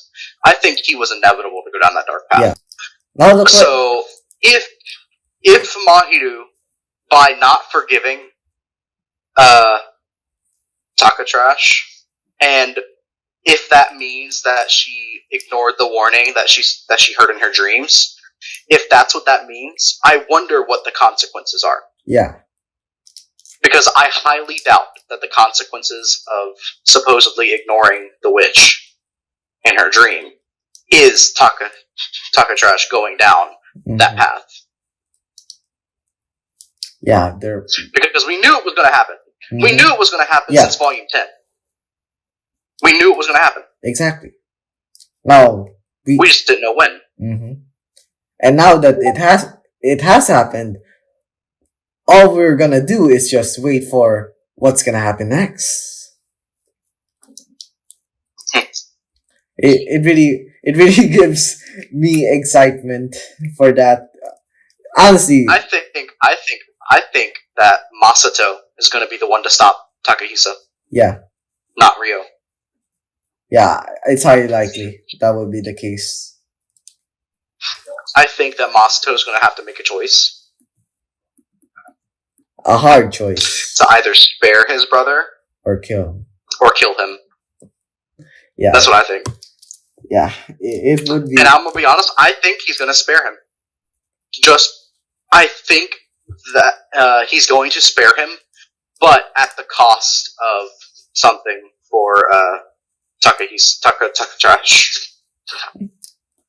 Oh? Like, Masato's going to do something to Takahisa to where he's unable to fight anymore. Like, I don't know, he cuts off an arm or something. Maybe. Doesn't kill him, but brings him to close to death. Yeah. Because, assuming that we're going Saint Erica stuff, killing Takahisa could awaken his element. No, transcend. His great beast. Yeah. Great beast. And I don't want to see that, because that would be albeit an interesting move, it would be a dumb thing to do, I think. Yeah. Especially like... Yeah. Yeah, especially like what? Especially like during that fight with Rio and the Earth Beast. Yeah, God. Considering he's now a Transcendo, I don't think he can handle this without like something that has massive consequences more than when before he became a Transcendo. Yeah. I mean, I'm gonna be honest. I think that if they do unleash the beast like they did with Erica, for Takahisa is gonna be like, why am I attacking Mahiru? I did it. I heard it. Miharu. Yep. That's the first mess up I've heard. But Miharu. Yeah. His brain. He would be so shocked that he would turn his own power on the one he loved. Yeah. But the question is, considering Takahisa, and would you think he would have a redemption arc? No. Yeah, definitely not. I think he will have one, but I don't think he deserves to have one. I think he won't have one because look what happened to Lucius. If I were to guess a redemption arc for Takatrash, can't say his full name, curses.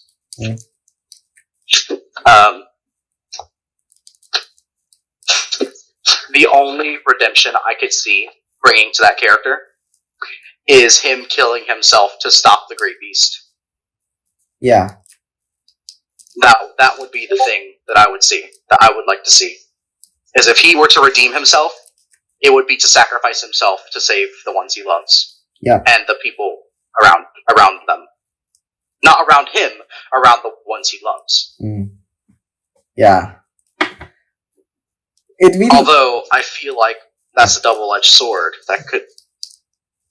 Yeah. Yeah, like, what's the consequences of that, actually? Like, if you kill yourself to defeat the Earth Beast, the Transcendental Spirit, how would it translate into a person receiving that hero power like Masato? I'd want to know who they would make the new hero. Probably Char, if I had to guess. Or it would probably be one of the ones that were already in the world. Yeah. Like one of the ones that accidentally got summoned with the lightning hero. Yeah, it could be one of them.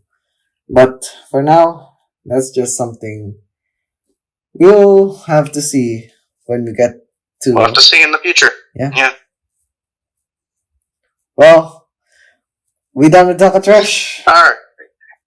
We're done with Takatrash, we're done with Miharu, we're done with I guess we could talk about Aisha, but there's nothing really to talk about with her. Yeah. We already talked about with the Miharu things. Especially like Volume 23, like how it's interconnected with both Miharu and Ryo. Okay. I think we should actually talk about Ryo. Who is he? Yeah. I mean, we know he's the dragon god. Yeah. But who is he actually? This is the same thing that I find with Reiss, where it's like we know so little about this character. Even though we know so much, we know so little. Yeah. The more we find out about Reiss and Ryo, for that matter, the less we actually know about the character. Ryo and what makes Ryo and I will fucking say it, bruh. I will fucking say Reiss. Reiss? Yes, I will fucking say Reiss. No, I'm gonna start calling him Reiss. Okay, Ryo and okay, I should really stop laughing. Ryo and Reiss for me. Reiss. Stop making me laugh, bro. Okay, for me, what what the fuck I'm talking about. For me, Ryo and Reiss are just interesting characters that I can't really say what they are yet, because at this point we are like probably at the second half of the entire story. Do you think so? Yeah, I think we've passed the halfway mark. I think the halfway mark, if I'm being completely honest, I think the halfway mark was the start of the new arc. Yeah, the with start of the Transcendentals. Yeah. So what was that? Volume 14-ish? No, 15. That was after the Revenge, isn't it? Yeah. I think the new arc starts after Lucius got killed. Like the second half. The first half was Revenge. So I think the second half is Redemption. Yeah. And this is probably going to be significantly longer, since in a way, I would argue the turning point of the entire story is Volume 20. But I will have to reassess that the more we get more volumes and look back. Yes. Yes. I think right now there is no end in sight right now. Yeah. We are far from... Like, we are far from the end. I would say, at the minimum, I'm expecting at least 7 or 8 volumes of story. 7. At the bare minimum of what's left for the story, I would say 7 volumes. For me, it would be 15. Somewhere between. For me, it would be 15. Interesting. Because with the pace they're going right now, especially with the mystery of the Transcendals, Reiss, Ryo, well, the thing with the shit with the Beltram Kingdom might end within like probably 5 to like 10 volumes. I would argue like the grand story of the Transcendals and everything else on the grander scale of things would be even longer than... It would be something that... Yeah, that would... I didn't even press anything. That just disconnected me straight up. Okay. What are you talking about? That's what I mean by, like, I think the bare minimum is 7 volumes to wrap the entire story up. that's what I mean. Like, if they cut a whole bunch of stuff that could be important, like with the fleshed out to the max story, going very, very, very into detail, and all of the above thing, I think a minimum we're looking at is like 14 volumes. Yeah. Maybe 15. I think 14. No. And probably at the maximum, it will be like by the end, volume 40 or something. At the maximum. Yeah. So it really goes to show how much things we're gonna have to. We're gonna have ReZero level links. No, it's not even ReZero. I think ReZero's gonna go up to probably 70 because with considering the okay, let's go off topic with ReZero. I think Nagatsuki said he would go 12 arcs now instead of the initial 11. Because why would he go 12? Because from what I've heard, arc 8 is basically arc 7.5. They haven't left the place of volume 7 where volume 7 takes place yet. Basically. Arc 7, so you mean like arc 5 through 7, they still haven't left the capital area? No. I have no idea about the details, but arc 5, I think they were in the capital. I think you saw it you saw the ReZero season 3 trailer, right? Yeah. Yeah. They were at the capital. Arc 6, they would travel. I know they would travel because I've seen Subaru in traveling clothes. Then Arc 7, they would go to another kingdom. Arc 7 is when Rem wakes up. Yep. I know. I think it was Arc 6. Where... The end of Arc 6 yeah. was when Rem woke up. Yeah. And that was after killing the Gluttony Archbishop. Yeah. And... I believe. And now that we're... And she still didn't have her memories. Yeah, we're gonna wait on that. Maybe someday. But probably like arc 9, 10, something. Somewhere along. I think. I don't know. Well, anyways. They haven't left the place where they are going on in arc 7. So, in a way, arc 8 can be considered arc 7.5. So, yeah. Now, let's get back on topic with Spirit Chronicles. Oh my god. What? Do we even have what do we want to talk about next? We can't talk about Reiss yet. We need to, talk about what... Okay, let's talk about what happened in Volume 23. What the fuck? Just what the fuck?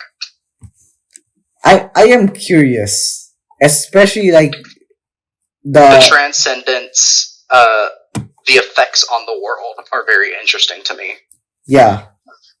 But what being able to fill in the gaps in people's memories should not be something that's possible. Yeah. Now, the question is about the mysterious people in the dungeon that Rio encountered and we saw bits and pieces of. Who exactly? I think one of them is a disciple. I think one of those is a disciple. Yeah, I can see that. And the other one is just like a disciple of the disciple. I think and then we have Reiss that rocked up there too. So yeah, for me, I think highly doubt it's gonna be Reiss is gonna be like a transcender or something. You're gonna doubt that, right? Oh no, I don't think he is, but I think he's found a way to combat the rules. Yeah, I think when it comes to Reiss, he's more of an irregular. We're talking about Reiss now? Or are we going to talk about Reiss? We can talk about Reiss. Yeah. Should we talk about Reiss? Okay. Let's talk about because this is going to take a while. Okay. Reiss, for me, so far, from all the information we have gathered about him, I can only describe him as an irregular. Not a transcendent, not anything else, but just an irregular. Like Celia. Yeah. I think my brain is pointing to a couple possibilities And what? that are, one of them's far-fetched, another one is far-fetched but more plausible, and then the most plausible is like the one that I'm kind of spearheading. Okay, let's talk about it. This can be a long ride. Which one do you want first? From the most not plausible to the most plausible. So, oh my god, that's good. I think Reiss is God. You think so? I mean, it would line up. I mean, there is some evidence. Like this is from least plausible. That's what I mean by it's very far-fetched. It's very, very, very far-fetched. Because we don't know what happened to God.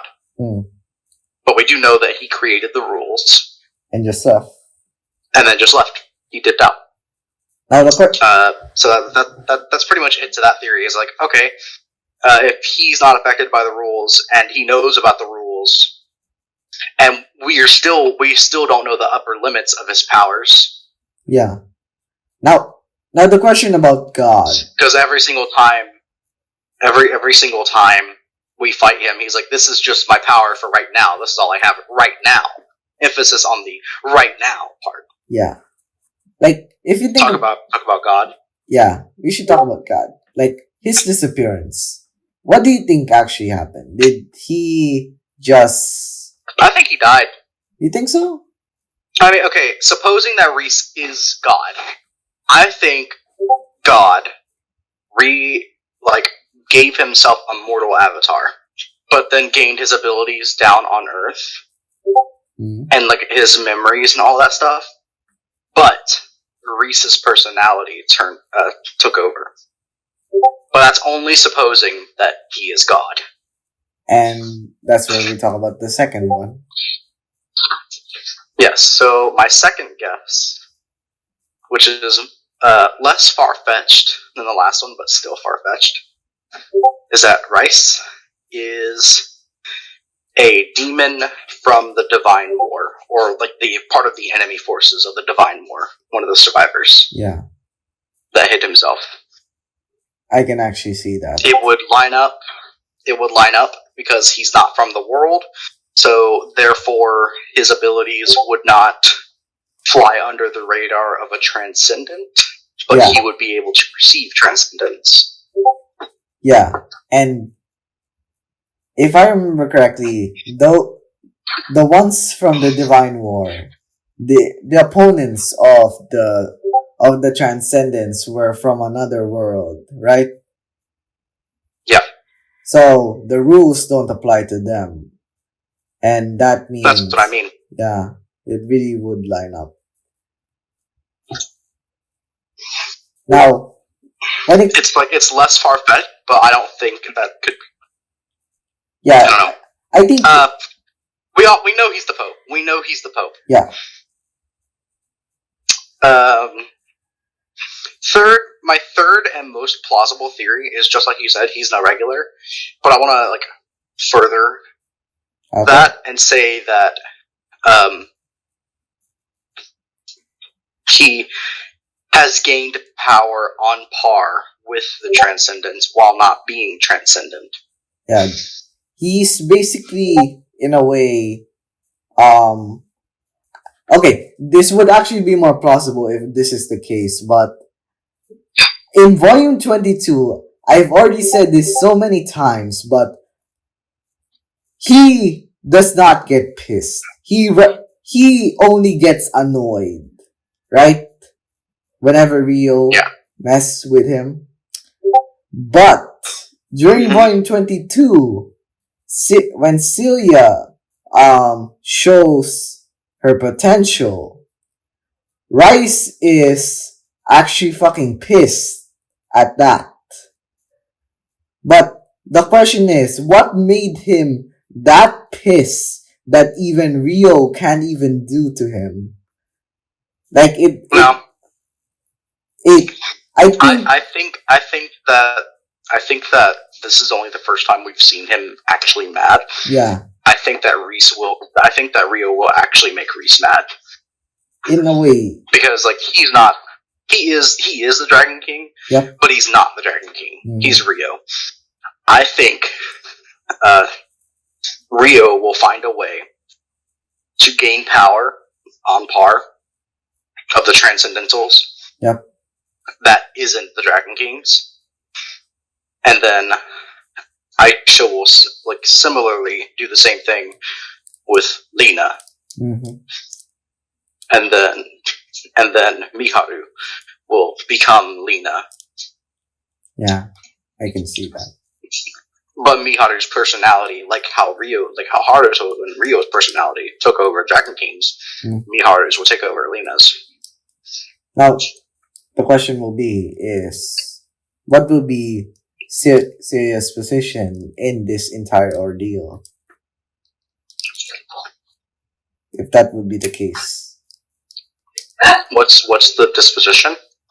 No, what is Seiya's position? Entire role in this ordeal.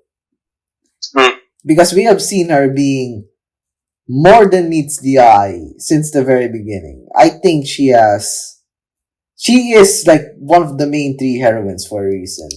She must have something special on her sleeve that really would shake main the world. Four. If you count Latifa, main four. I would not count Latifa if I were you, but that's what I mean. If you count it, because I think I count it just because of how possessive she is. But I would argue from a logical standpoint, it does not make sense. Yeah. So. Yeah, just go 3 main heroines and we're done. There's no question about that. Yeah. Aisha, Miharu, and Celia. Oh my god. There's too much shit to even think about. I think harem ending. Harem ending, definitely. Because you know, I want to talk about this shit for a little bit. You know what I want a harem ending? What? Because I want Liselot to end up with Rio. True. Liselot is such. That's just cute. Liselot is like Shizuku from the Shizuku version of Spirit Chronicles. She is very. Oh my god. You can tell the author likes her. Yeah. Because he gave a promotional art whenever she wasn't even in the fucking volume. Yeah. And Cinderella, no less. Or even if she was in the volume, she was there for very little. I think it was the Cinderella volume. Yeah. Where she was barely in the volume at all, but was yeah, fan art.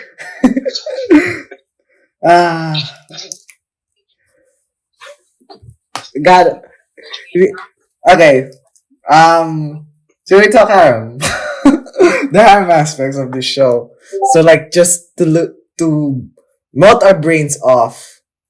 Because we already melt our brains off by thinking too much about this shit already. Oh.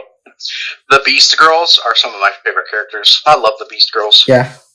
I can agree with that. Sora. Was it Sora? Orphea.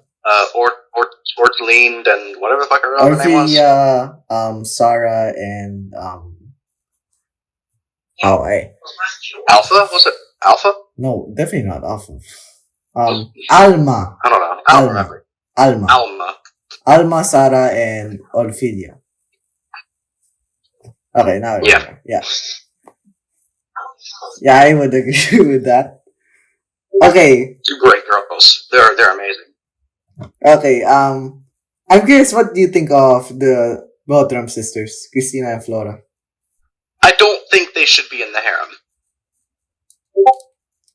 But I do think they're good characters. Mm-hmm. So it's I don't think what they feel for Rio is love. Yeah. If that makes sense. I think it's the savior paradox. I can see that. But if that were the case, because it's obvious that they love him. Yeah. They do. Like, it's not the savior paradox. It is clear, bright as day. Like, just with Lieselot and the Beast Girls, it's obvious that those two love him as much as Charlotte does. Yeah. Oh yeah, that reminds me. What do you think of Charlotte? Like, as a character?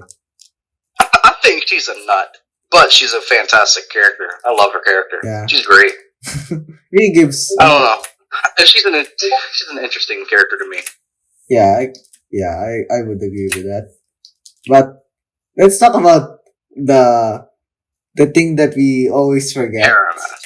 No, Volume 3. Sayo. Sayo. No. I was about to get to her. Wait. I was about to get to her. Let this poor girl in the harem. Yeah. Like, she's more of like main romance interest than Latifah is. For real. I feel bad for that girl. Let this poor girl have her love. Yeah. Like, she came all the way from the Yamato region just to have her memory wiped. Mm-hmm. Honestly, it's such a and now she's there like, why did I even come here? Like, what am I even doing? Yeah, it's such because the entire reason that not only Goki's group but Sayu came was to meet up with Rio. Exactly. That plot point has yet to be addressed. Yeah, and they're just there filling right now. I think the author has two options. Either he would plan to address this at some point when they still have no memories of Rio, or they will reaffirm their motives when they do get their memories back. It's either one of those two things. I can't think of a third option. But I think the question there is, how would they get their memories back? Yeah, that's the most... It's hard to break the rules of God. Even Rio is struggling with it. So, I'm curious how, in some way, there would be a loophole in these rules, and I know they would find it. It's gonna be hard path, though. I know Rio can do it. Yeah. Our goat. Our goat. Yeah. Honestly. Alright. Reiss. Fuck this bitch. Not even Reiss, just Renji. Just Renji. Like, what is his purpose? He's just there right now. Like, that's all he is. Yeah. He's just there. He's kind of father. There is nothing of value. He is just a plot point. Like, that's all it is. Yeah. Like, okay. You know what's the most... I think I'm more annoyed at the Lucius' subordinates. Those motherfuckers. Why are they still alive? Yeah. Like, why are they still there? They know they can't be real. Why the fuck is... What's happening with Proxia? Oh my god. Just... This is a fucking fuckfest, bro.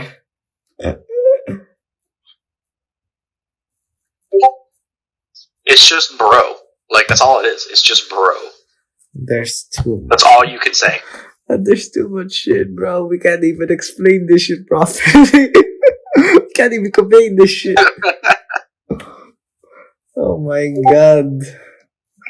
Okay. The only reaction we're allowed to have is bro. Yeah. And what the fuck?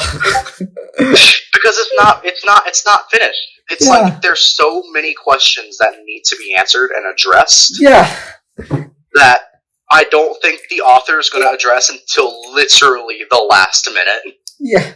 Like, I think this series... Like, I don't know. What are all... We still don't even know all the rules. Exactly. I think what makes this series fucking interesting to read is that how is this series have more mysteries than probably detective novels? Like it it really goes to show. Hey, bro, you want a murder mystery? You want a murder mystery? Read Spirit Chronicles. In a way, you could. Well, I mean, it is a murder mystery for the first, 11 volumes. Well, yeah, it's true, but it really becomes, like, more than a murder mystery beyond that point. But still, let's stop and... As soon as Lucius gets killed, its murder mystery is done. Yeah. Then after that, oh god. I can't even think anymore. My mind is completely empty at this point. There's so much that the author can do in the series. It potentially can be, if it's done right, it can go hands down probably my favorite light novel of all time. That's yes, that's what I'm thinking. Like, there is a chance that this can overtake Data Live for me. There is a chance. Yeah. Albeit very slim, because Data Live has a special place in my heart. Mm-hmm. But this has a chance if the author plays his cards the right way. Yes. If the author indeed does it right and does it, I would say, phenomenally, we will be seeing a legendary light novel in the making. And if it does, we would not shut up about it. Even if we're, like, probably, what you call this? It's still, like, this underrated gem. And it's like, if you shit on this series, you didn't read it. Yes, exactly. It's not... It's already at the point. Yeah. We are experiencing fiction in the oh my god. In the making. Peak fiction is here. It's the EA Sports announcer. It's like, peak fiction is here. Exactly. Unravel the story. Hey, okay, I forgot to mention. In Volume 23, we get introduced to Seiya's mother. Right? Who? Seiya's mother. Rio? No, Celia's mother. Celia's mother. Yeah. Yes, I think. Question mark. Yeah, of course we did. We saw an illustration, for fuck's sake. What? Was she in an illustration? Yeah, this one. I don't remember. Remember, Volume 23 was about, in Sirius' point of view, it's basically her going back to, their household and, basically getting their mother out, in a way. Oh, yeah. They didn't actually get her mother out, though. Yeah. Wait. They didn't bring her back. I think they did. Like, did Seiya carry her? Did they? I think they did. I don't remember. It's been like a month since I read the wiki. Well, So I don't remember. I think they did, but I'm not sure. But okay, considering she is Seiya's mother, what do you think the power she has? Like, is she really that powerful? Despite her being, like, this sick. Has she been described to be powerful? I mean, if the kingdom says she has, like, probably, like, if I remember correctly, like, the greatest healing output ever, then... Is that what they describe her mother as? I think so, but I might be misremembering things as well. But I think it's yeah. Because I don't remember. Because if that's the case, then I would say she rivals a saint. Yeah. And in terms of, like, if we're going conservative. power levels, Conservatively, she would be. I'm not going power levels off of this world, but I can try to base it off of like if I mimic another series. Like, I don't know if you probably haven't read the series. What? I'm trying to think. What's the series I can compare this to? Mushoku Tensei? What? Mushoku Tensei?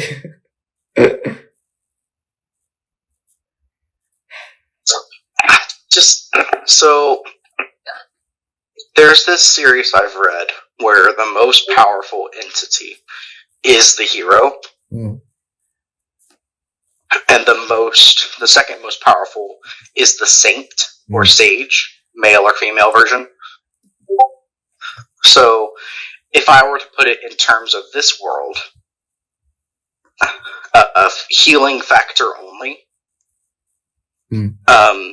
I think she would be just as powerful, but probably less powerful than an awakened hero. Yeah. If what they describe as the best healing output. Yeah, there's the chance that it might be the case, but we'll fucking know in the next volume what might be. Okay. Yep. I guess it will be addressed in like a future volume or something, but there's so much shit to like think about. My goodness. Yep. What are Rio and Reiss? What is Riona's plan? What is Serious role? What is Miharu gonna do? What is Takatrash gonna do? My goodness, we have so much POVs that it's becoming a headache at this point, bro. There's too much shit happening. I love the headache. Yes, it's fucking fun. What makes Spirit Chronicles such a fulfilling read, to say the least. Yep. I think if the author doesn't fumble until volume 30, I think it would be top 10 by that point. Yep. He hasn't fumbled yet.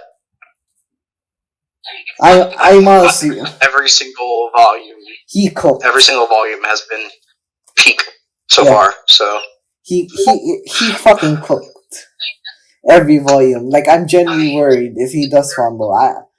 That's my only worry for this series right now. Like, listen. Like, is it cooking? This isn't cooking. He's a fucking masterclass chef at this point. Yes, he's a Michelin star. Star. The thing is that bro started cooking volumes 1 through 5. Exactly. Like, this volumes 1 for 4, he just turned on the oven. That's all he did. Yeah. Volume 5. Volume 5, he put the pan on the grill. Like, he turned on the stove in volumes 1 through 4, and then volume 5 came, and he was like, "All right, time to butter up the pan." Then volume 6, he started. And then we got volumes 6 through 12. He was like, "All right, time to make our appetizer." Yep. Then volume 13, 14, they made the main dish. Nah, they didn't make the main dish yet. Well, that's like they just got finished with the appetizers. Volume 13, 14. Okay. All right, that's just now time to start cooking the main entree. Like, for like 15 through 20 before this transcendent arc began. Yep. In volume 20 or 21. It was like, all right, I'm preparing my ingredients. He's just now put the ingredients for the main dish on the grill. Yes. That's what this is. Now the question will be, will the final result be as delicious? Will be food gas? I hope so. Yes. Me too, bro. There's too much. There's so much shit to talk about. So much ingredients, so much plot points, so much shit. God, I fucking love this There's series. too much at stake. Yeah, so yeah, he only has one chance to make this work. Well, and he's been making it work so far. Yep.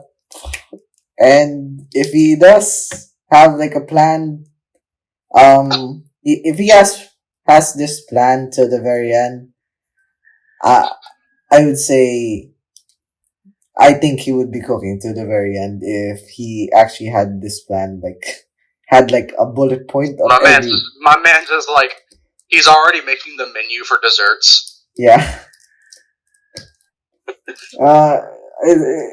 It's so fucking impatient. We just gotta let him cook. Just gotta let him cook. Well, we also gotta wait for a while. Well, at least it's not as bad as like the thing from Volume 20 to Volume 21. That shit took a while. I think. Yeah, that release took like almost a year, didn't it? Yeah.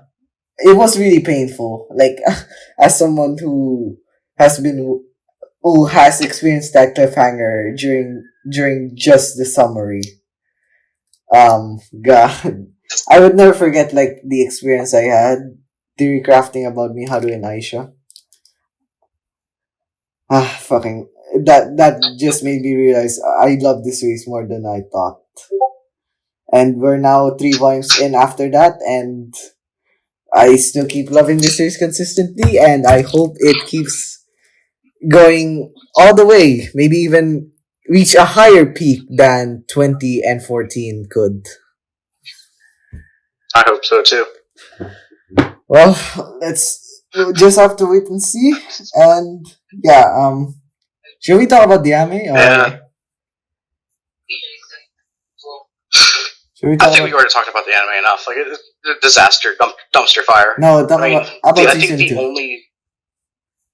It was decent. No, but I mean the season 2 shit. They fucked up.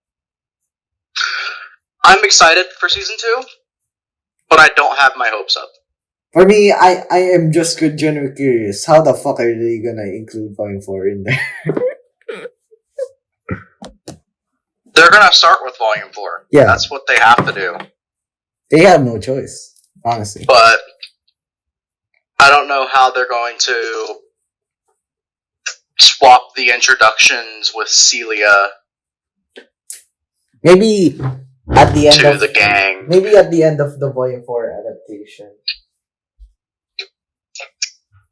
Or like probably episode 4 or 5 or something.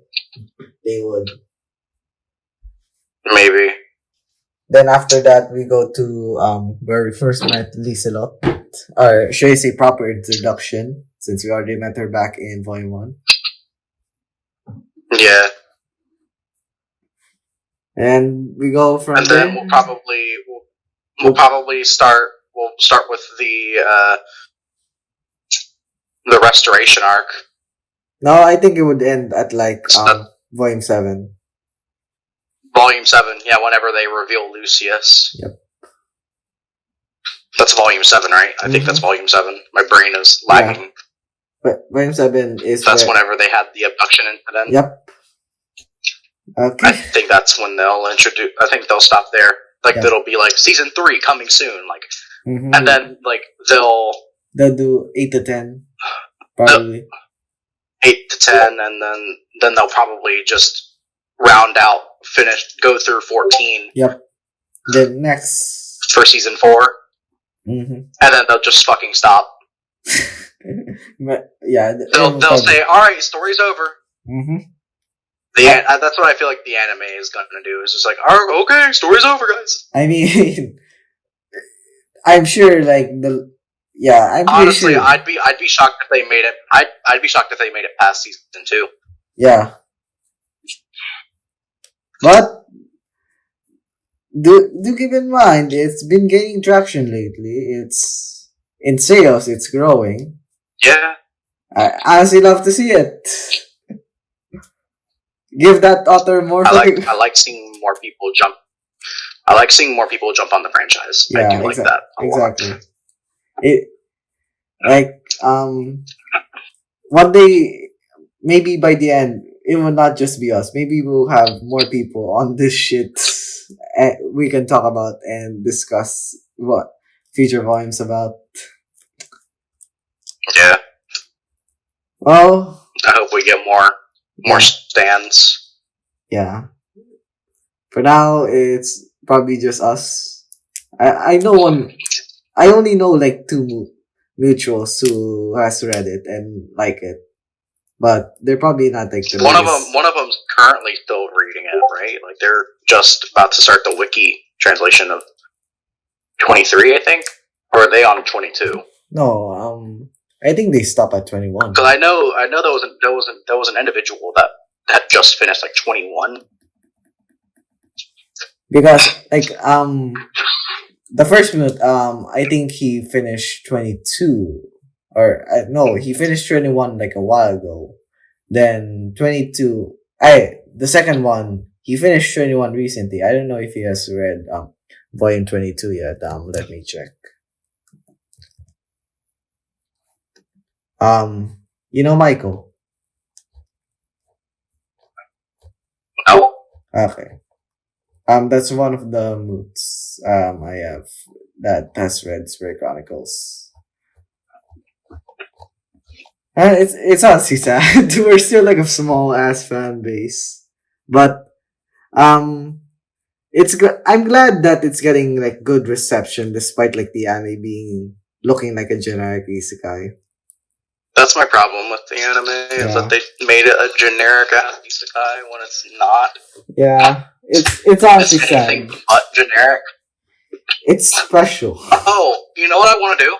You know what I want to do? I actually want to go back to Arifureta for a minute, because I forgot to mention something whenever we were talking about Arifureta. Okay. There was this take on Twitter. That I saw about like, why doesn't Hajime fight the gods? Like Koki's right. He's right whenever he says this. And I'm like, did you watch the same series that I did? Did you even like read the same series? Like they were calling Hajime a monstrous, like repulsive being that like doesn't deserve anything he's gotten. And I'm like, bro, what the fuck you mean? You have not. The man's literally had his soul reforged in the depths of hell, quote unquote hell. Yes. And like just wants to go home, and you're saying he doesn't deserve anything because he's just being brutally honest to his classmates? Yeah, that's the defense. Yeah, I think I saw that tweet before. Most of the defense are basically just that.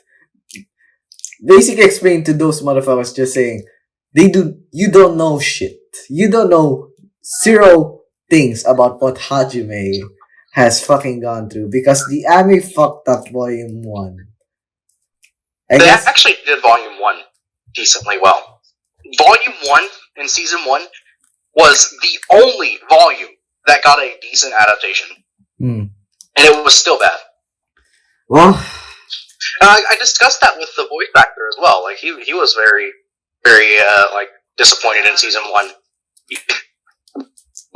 He's also very excited for season 3. Like he was like, whenever I spoke to him at the anime convention, he was like, "Yeah, fuck yeah, just they're actually going into his character more, and like the studio is actually adapting what they should, not what they want." Okay, a bit off topic. So it's like he was very, very excited. So off topic, I think okay, I'm in a bad mood again. What'd you do?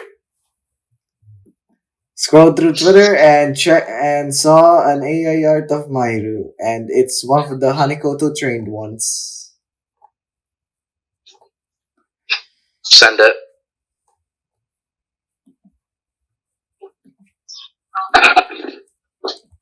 There you go.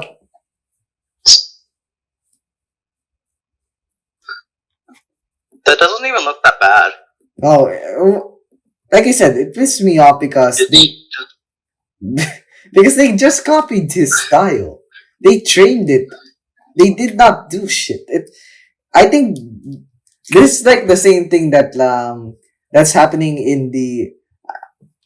I think It doesn't look bad. It just doesn't look good either. If that makes sense.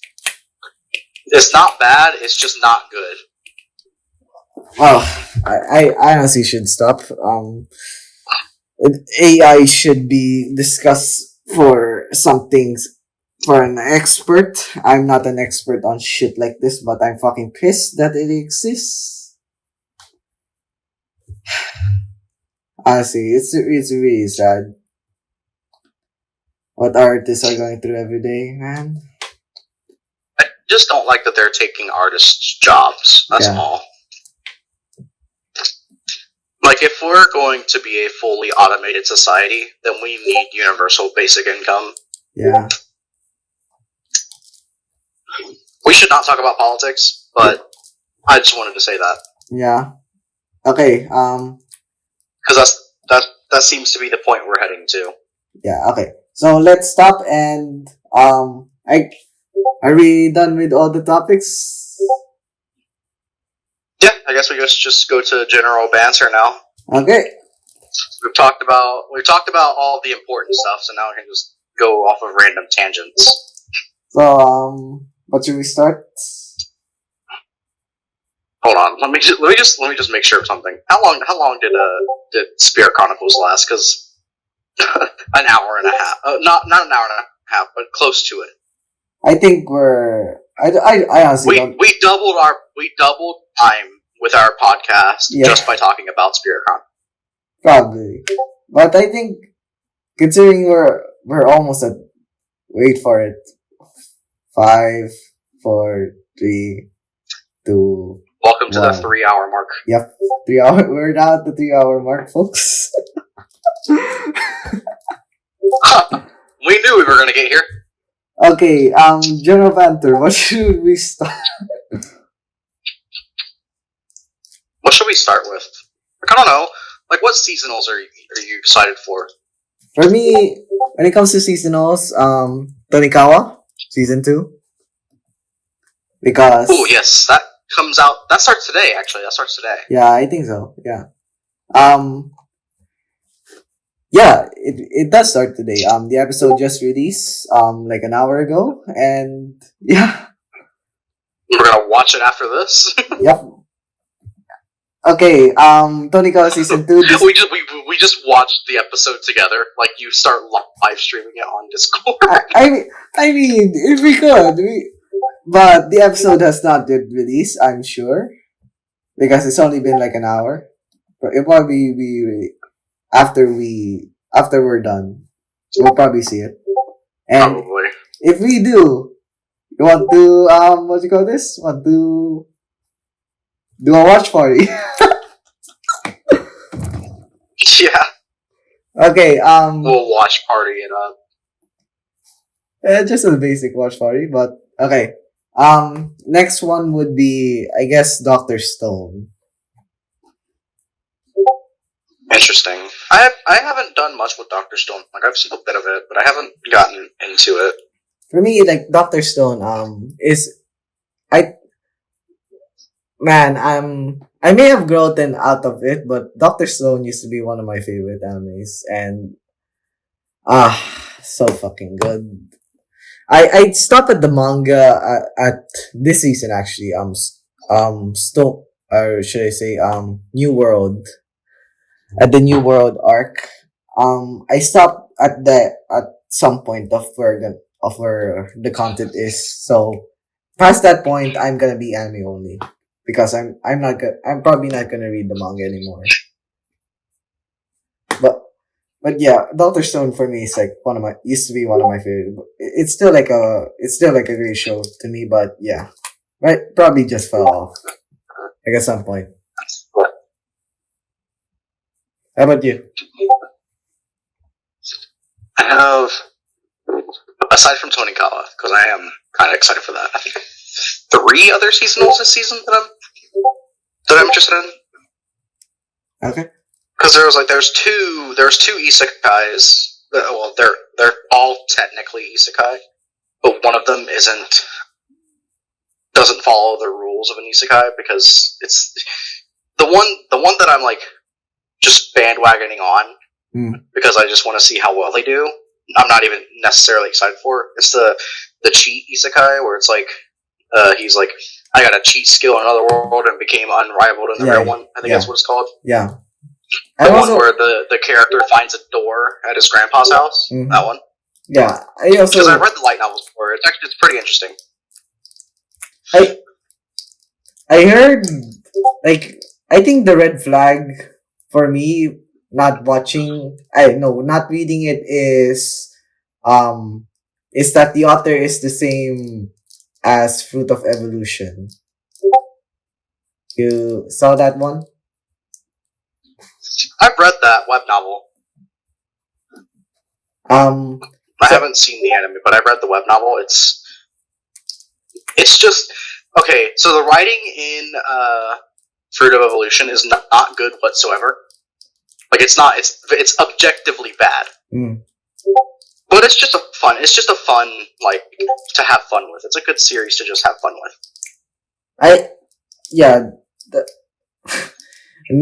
I'm sure you know Nate. Although this one, yeah. Nate has talked about it. Yeah, it's basically the same. I think I watched season 1, if I remember correctly, and I mean, I kind of agree. I agree with his ranking. It's like from a writing standpoint, it is objectively bad, but it's so fun. So like, it is fun. It is like off of enjoyment. It is so funny. Well, I think I think I would probably enjoy this cheats isekai more, probably because of what the fuck is that production value? The writing's better. Okay. What is what? What is that production value? I don't know.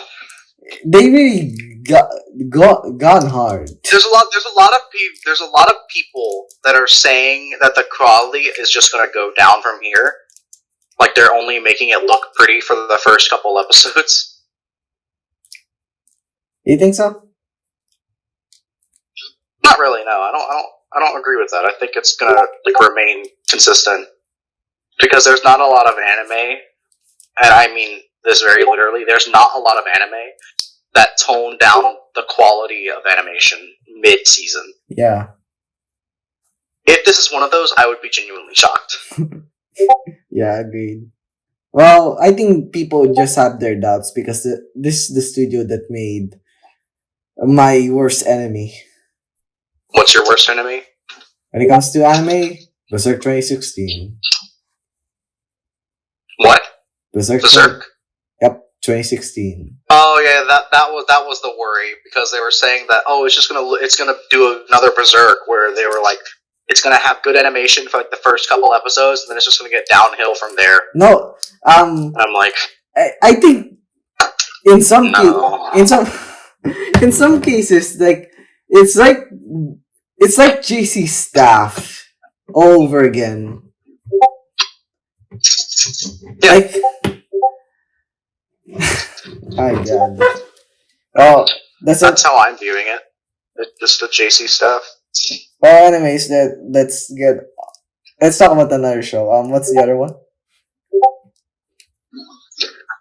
Okay, so the two that I'm actually excited for, which I don't have high hopes for, but I'm excited for it regardless. They are Smartphone Isekai. You know Understandable. That. You know it. Yep. If you don't know it, then yeah.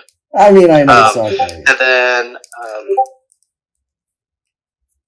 they changed the name of this next one, but the original name is Chronicles of an Aristocrat. Reborn in another world. This is the one with the dude who got his memories whenever he was 3. Oh, that one. Is that the one with the blue shading on his hair? Yeah. Yeah, that so that's one of the isekais that I'm reading the web novel to currently, and I love this series. Like it is like both Smartphone and this series are great. Like anime aside, looking at you, Smartphone season 1, fuck you. It's great. If I'm being completely honest, I think it's some of the better parts of isekai, because both series really do embrace the cliches of an isekai. Mm. But it's like Arifureta. It plays them out so well. Well, for me, at some point I was very interested in smartphone, but like the anime really just turned it off for me. But like, I recommend reading the light novel, because the anime does not do the light novels justice. They spent an entire episode of the anime. Do you remember the episode in season 1 where they were at the mansion of slime? Yeah. Like, with the slime? Yeah. That was a side story. What?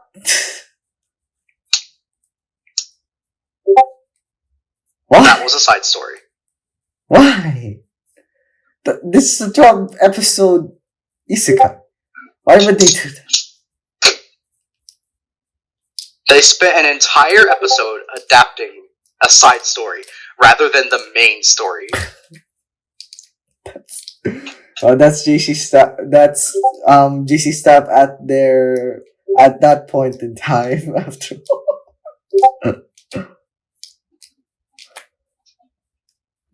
Well, yeah. Okay. I think when it comes to okay, let me give my thoughts about the light novels. Like, I might enjoy it, but I think I'm most interested because the translator of it is also the translator for current. I think he stopped smartphone with translating smartphone at J Novel because I think he announced he retires from smartphone from translating smartphone. He's gonna go do something else and translate the other work that I'm very interested in. Wait, was this recent?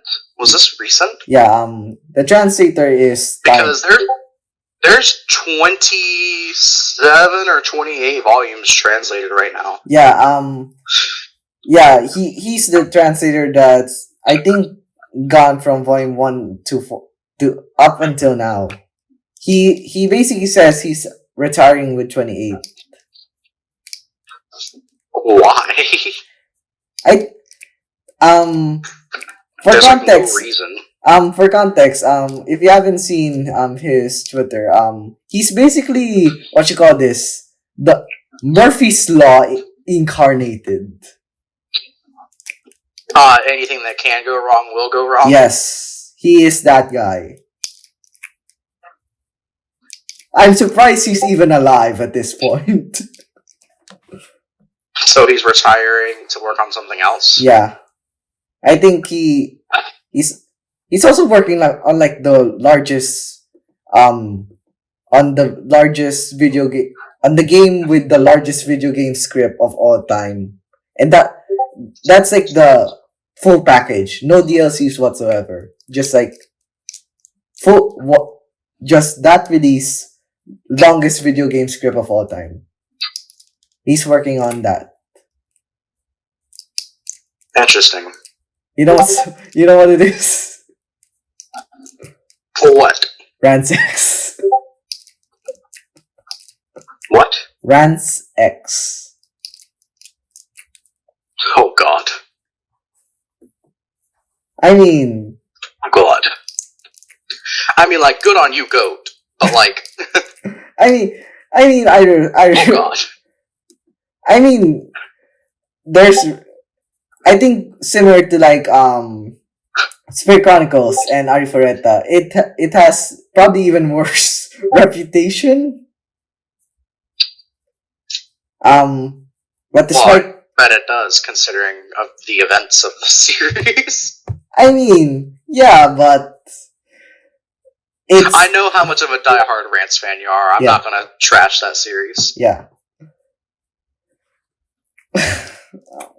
I just myself personally would not probably enjoy it. Yeah, like I said, for many people, it's not for everyone. Unless you're like a massive fan, or you can handle that shit. You're a massive fan of like excellent character writing, world building, etc. but you can still handle that shit, I would recommend Rants for you. Like, that's what I would say to people. I'm not a fan of rape. Mm. That's all. That's all I can say. It's just like, I think regardless of how good the series' writing is, I draw the line when writing includes rape as a tool. It's why I dislike Shield Hero so much. I think. Okay. Not Shield Hero. What was it called? You know the series I'm talking about. The one where its entire plot line is literal revenge rape. Yeah. Okay. To talk about that, in a way, Rants did it right when Shield Hero and that show can't. I don't know. It's like I have nothing against Shield Hero. I don't have anything against Shield Hero because it doesn't even have rape as a tool. Yeah. It doesn't use it as a tool. The only time rape is even mentioned is whenever Mine. I'm gonna use her actual name, bitch. Accused Naofumi of actually doing it. But like, it's obvious that he didn't. Well, we should talk about season 3. What do you think? The trailer just released like probably earlier. I haven't seen the trailer. I don't have my hopes up. I honestly still haven't watched season 2. And I haven't read that far. Like, I think the farthest I've read in the manga is like them entering the turtle. Yeah. Because like the spirit of the turtle came and like, said, hey, you must save me from this bastard who's trying to use my body. Like that's about as far as I've gotten. I think they're finally confronting the dude who's controlling the turtle. That's about it. Yeah, I think I'm at that point as well. I think I've just stopped reading. Yeah, same. I think I'm just gonna drop Shield Hero at all fucking costs. Well, I've heard the light novels are better than the manga and the anime, but it's like I don't have the patience to read Shield Hero, especially just because I didn't like season 1 in general. It's like I just don't like the series. Like there are parts that I love and it's amazing, but there's a lot of parts that I'm just like, eh. Yeah, it's honestly understandable. Well, let's talk about different ones. For me, my next pick would be the Mega Man spin-off. I'm actually not gonna watch that. I'm choosing not to watch that. But I think that's just because that I'm generally uninterested in Konosuba as a series. Oh no. It is one of the big isekai series. Yeah. We know this. I just don't know. I don't know what it is about the series that just turns me off. Maybe it's the absurd, should I say the least, style to it. Maybe. I mean, I think the problem that I have with the show, for sure, like one of the main problems that I know I have with the show, is that it's very cliched, but it doesn't handle the cliches good. Like they just throw in the cliche for the sake of having the cliche. I think it's more of that's all I see. From what I've read and seen since I finished the light novels, they make fun of it rather than just they throw it. But they also make fun of it. I just don't know. Yeah. Okay. Well, next. It's gonna be one of those things. Alright, I honestly have no other isekai. No other show that I'm gonna interested in. I haven't seen the roster. I need to look at the roster for this season. Do you have that on you? Like the roster for this season? Yeah. Can you send that? Basically this. Wait. Because I haven't caught up with anime. Like, I've only recently began to watch anime again. Like, I skipped the entirety of winter up until like 8 weeks in. Like whenever I started Tenshi-sama, I started Tenshi-sama a good 8 weeks into it, Mm.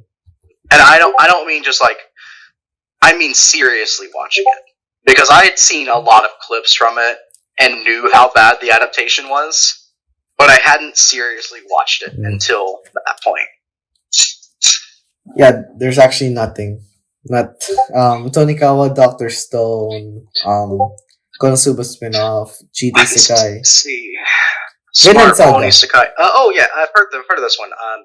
Yamada-kun to level 999. That one looks interesting. If I were you, I would avoid Hell's Paradise. What is Hell's Paradise? I'm not watching Oshinoko. As much as I've heard about it, I'm not watching it. And I refuse to watch it. It's just one of those things for me. I remember when Oshinoko was pretty underrated. Sad, honestly. Yep. Nothing that interesting, to be honest. Oh yeah, I'm gonna watch I'm trying to scroll down. Oh yeah, now that I've seen it, I'm also gonna watch Megamino Cafe Talents, or the Goddess Cafe Talents, since Interesting. So there's this one that looks interesting. It's called Isekai Shokan wa Nidome desu. That looks interesting to me. Like just reading the synopsis. It has a light novel. It's gonna start tomorrow. From basically, the dude was summoned. He completed his task, got sent back to his original world, but he had to restart as a baby. And then once he got back to high school, he was summoned again to the same world where war was again threatening the land. I mean, that looks funny. I'm definitely not watching that. I just think it looks funny to me. I might watch this Yusha Gashinda one, where it's like, I think this is the thighs anime. If I'm being honest, I think this is the one where the hero is all about thighs. I have no idea. Which honestly, based as fuck. If I'm being honest, I might watch it. I don't know. If I'm being honest, this season is quite dry. It is. I'm just looking at it. There's not a lot for me because to watch. For July, I probably have like 10 shows I want to watch, and that probably isn't the full picture yet. It's just a whole lot of nothing. Yeah, it's a whole lot of nothing. Like even like the shows that Nama, Rin, Bale are fucking talking about, they do not look great as much as they make it out to be. Looks fucking uninteresting and kind of boring, despite like looking like saying that they're like amazing, like direction, fucking animation, yeah. I want to look at next season. Next season is stacked. Just so I can like have an idea of what I want. Misfit. Oh yeah, they're restarting. Restarting Demon King. Oh, by the way, oh my god, Demon King Academy, Misfit. Yep. Oh god. I guess Mushoku Tensei is coming out next season. Yep. Very excited. Season 2. I guess I can be excited for that one. I never finished season 1 because like I've already read the light novels, so I know what's gonna happen. I don't really want to watch it, if I'm being honest, because I just don't want to deal with all the Twitter drama. I mean, if I were you, I'd just are they redoing Horimiya? They're redoing Horimiya? Why? Basically, this is for context, this is an. They're just adapting more, is that what's happening? Yeah, they're adapting the chapters that are missing.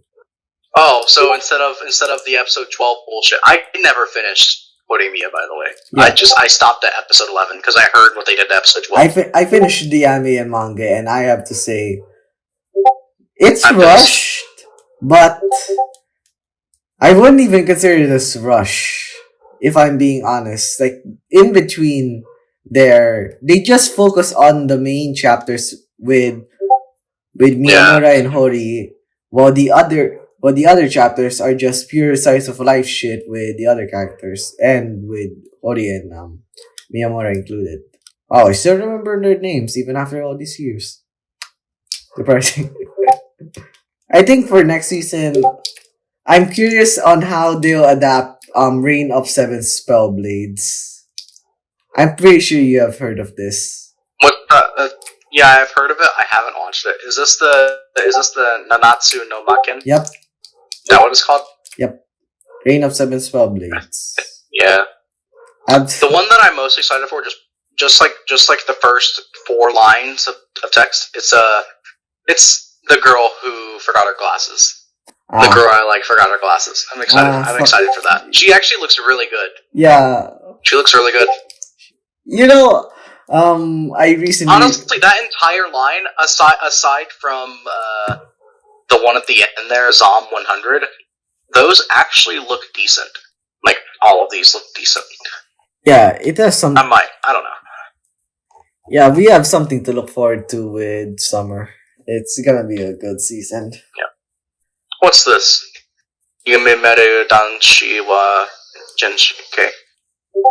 Deeply in love with his beautiful flatmate, purchased her with discouraging. However, one day he woke up thinking, I'm not really fit to be together with someone as good as her. Upon her resonance, Probably a starts year. keeping appropriate distance for her. Like, could it be that he hates me now? Does it slip? Because ooh, that looks interesting. I've seen that before, and yeah, probably not gonna watch it. That's it. I don't know. Has a light novel up there? I don't know. I mean, it looks like it's gonna turn out into a harem. I don't like that. Yeah. Oh. Wait, they're looks like a decent romance, though. Wait, they're adapting that? Wow. What are they adapting? Temple. Basically. Where do you see that? On the right. Just scroll down. For context. Temple? Yeah. This is made by the artist of Grand Blue, if I remember correctly. As he didn't know that he got an anime. That's funny. I mean, it was hilarious, like reading it. I know how they will translate. Actually, the one above that, I'm definitely watching. I think next season I'm just going to be watching rom-coms, and then maybe the isekai with the vending machine. Probably never gonna watch that ever, for fuck's sake. Like I gave Reincarnated as a Sword a chance, and let's just say I fucking love it, but definitely not the vending machine isekai. I will see nothing of value towards that shit. Well, anyways, what's interesting?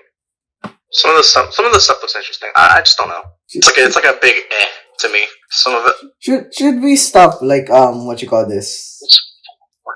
Should we stop with anime and talk about shit we're gonna read? Sure. Talk about reading. Yep. What's on our read list? I mean, for me, it's really small. For me right now, I'm currently reading Majika no Kenshi. I can't. That's it. Yeah. I can't. No, I also have others, but I can't really explain very well. It's like you can call it like what do you call this? I have an entire bookmarks bar that's just titled Ellens to read. Basically, this is a magic school harem light novel. I have that on my to read list. Majika no Kenshi, I think. Yeah. Let me just check. But yep, I do. Actually, for me. It's actually fucking good. It's horny. It's like it's HXH levels and fucking no. Shin My Mao. No. Shin My Mao and HXH are on another level. It's probably like a level below that, in my opinion. Those levels basically fuse together for me. Yes, it's fucking horny, but I think it's very good. I especially like the power system. Nothing good nothing nothing good like your good old mythologies, and it's like Danmachi, but like in like a what you call this magic high school setting. Yeah. It's like this is my list right now because I haven't really done much reading recently.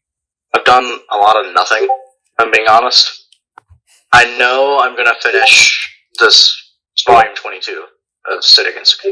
Yeah. I think my next thing is like aside from just randomly reading manga here and there, is probably gonna be finishing up what I have of the series called By the Grace of the Gods. I have 5 volumes that I need to read out of the 10 that I have. And then, because I have a Google Drive folder of all the stuff that I have currently downloaded, I've gone through most of it. I might find some other stuff, but the odds are that I'm probably going to start a romance series out of the 3 that I have in my Google Drive folder that I need to start. I'll probably start one of those. If I don't, it'll be something else that I just find randomly. I'm like, oh, this looks interesting. Because that's how I got started on Maseki. Gurame? Yeah, Gurame. That's how I got started. I literally just like I had a burnout of what I was reading, so I just like started flipping through random like web novel translations on I think it's novelupdates.com. Like I was just looking randomly on there, came across. I was like, oh shit, this looks interesting. Started reading it. You should have read the light novel, man. Fucking love that shit. Well, the one that I had to read was the light novel version because the web novel isn't done. Like the web novel, like has. How much did you read for the light novel? Because it's up to 9 volumes right now. It's on hiatus. Well, in a way, you could consider it as like it ended somewhat. Who knows if the author would make the next arc, or what will happen in the next arc, should I say? If I don't see my boy Ein with Chris, I'm gonna freak the fuck out.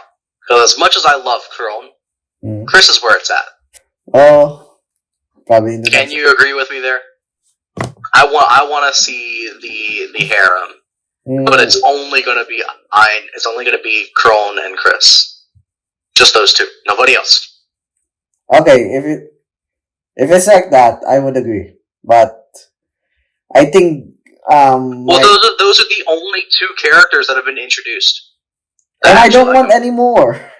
That's what I mean. I don't want any more. They've done it so far. They have done a full arc of adolescence. Mm-hmm. If you count that as one arc. Yep. Without introducing any more than 2 heroines. Yep. That's impressive, honestly. In this day and age. Yeah, by this day and age, there's at least 10 by the end of that. Yeah. Oh. I'm honestly. I don't know. I might. In the future, I'm definitely gonna restart my Atome game read through because I've gotten through the end of Volume 3. I have not picked up Volume 4 yet. That's my next volume to read, I think, is Volume 4. Yeah. Well, I guess probably look forward to it. That's all I'm gonna say. Well, apart from Majika no Kenshi, I don't think Oh yeah, HBR. I also have to read that. But, man, so fucking lazy reading that. It hurts my brain a lot. Yeah. After that, think it's gonna be Elf, then Sakura no Uta. I don't know. And the first, man, too little shit to read, to be honest.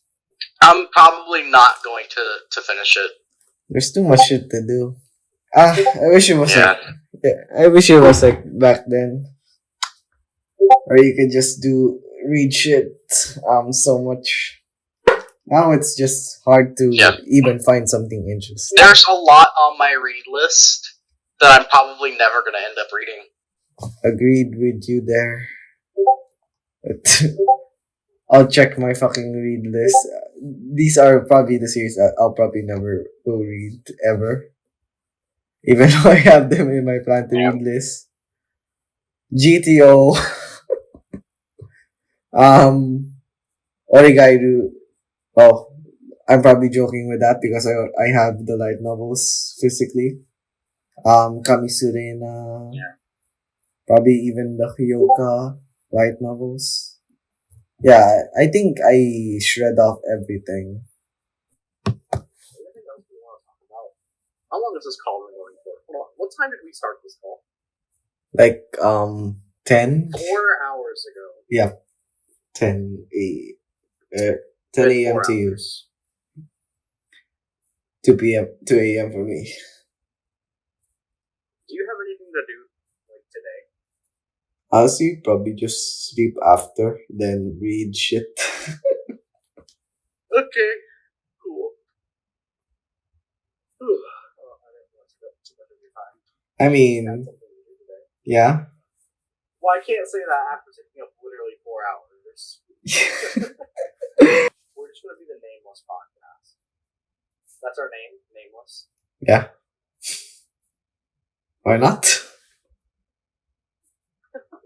Welcome back to the Nameless Podcast.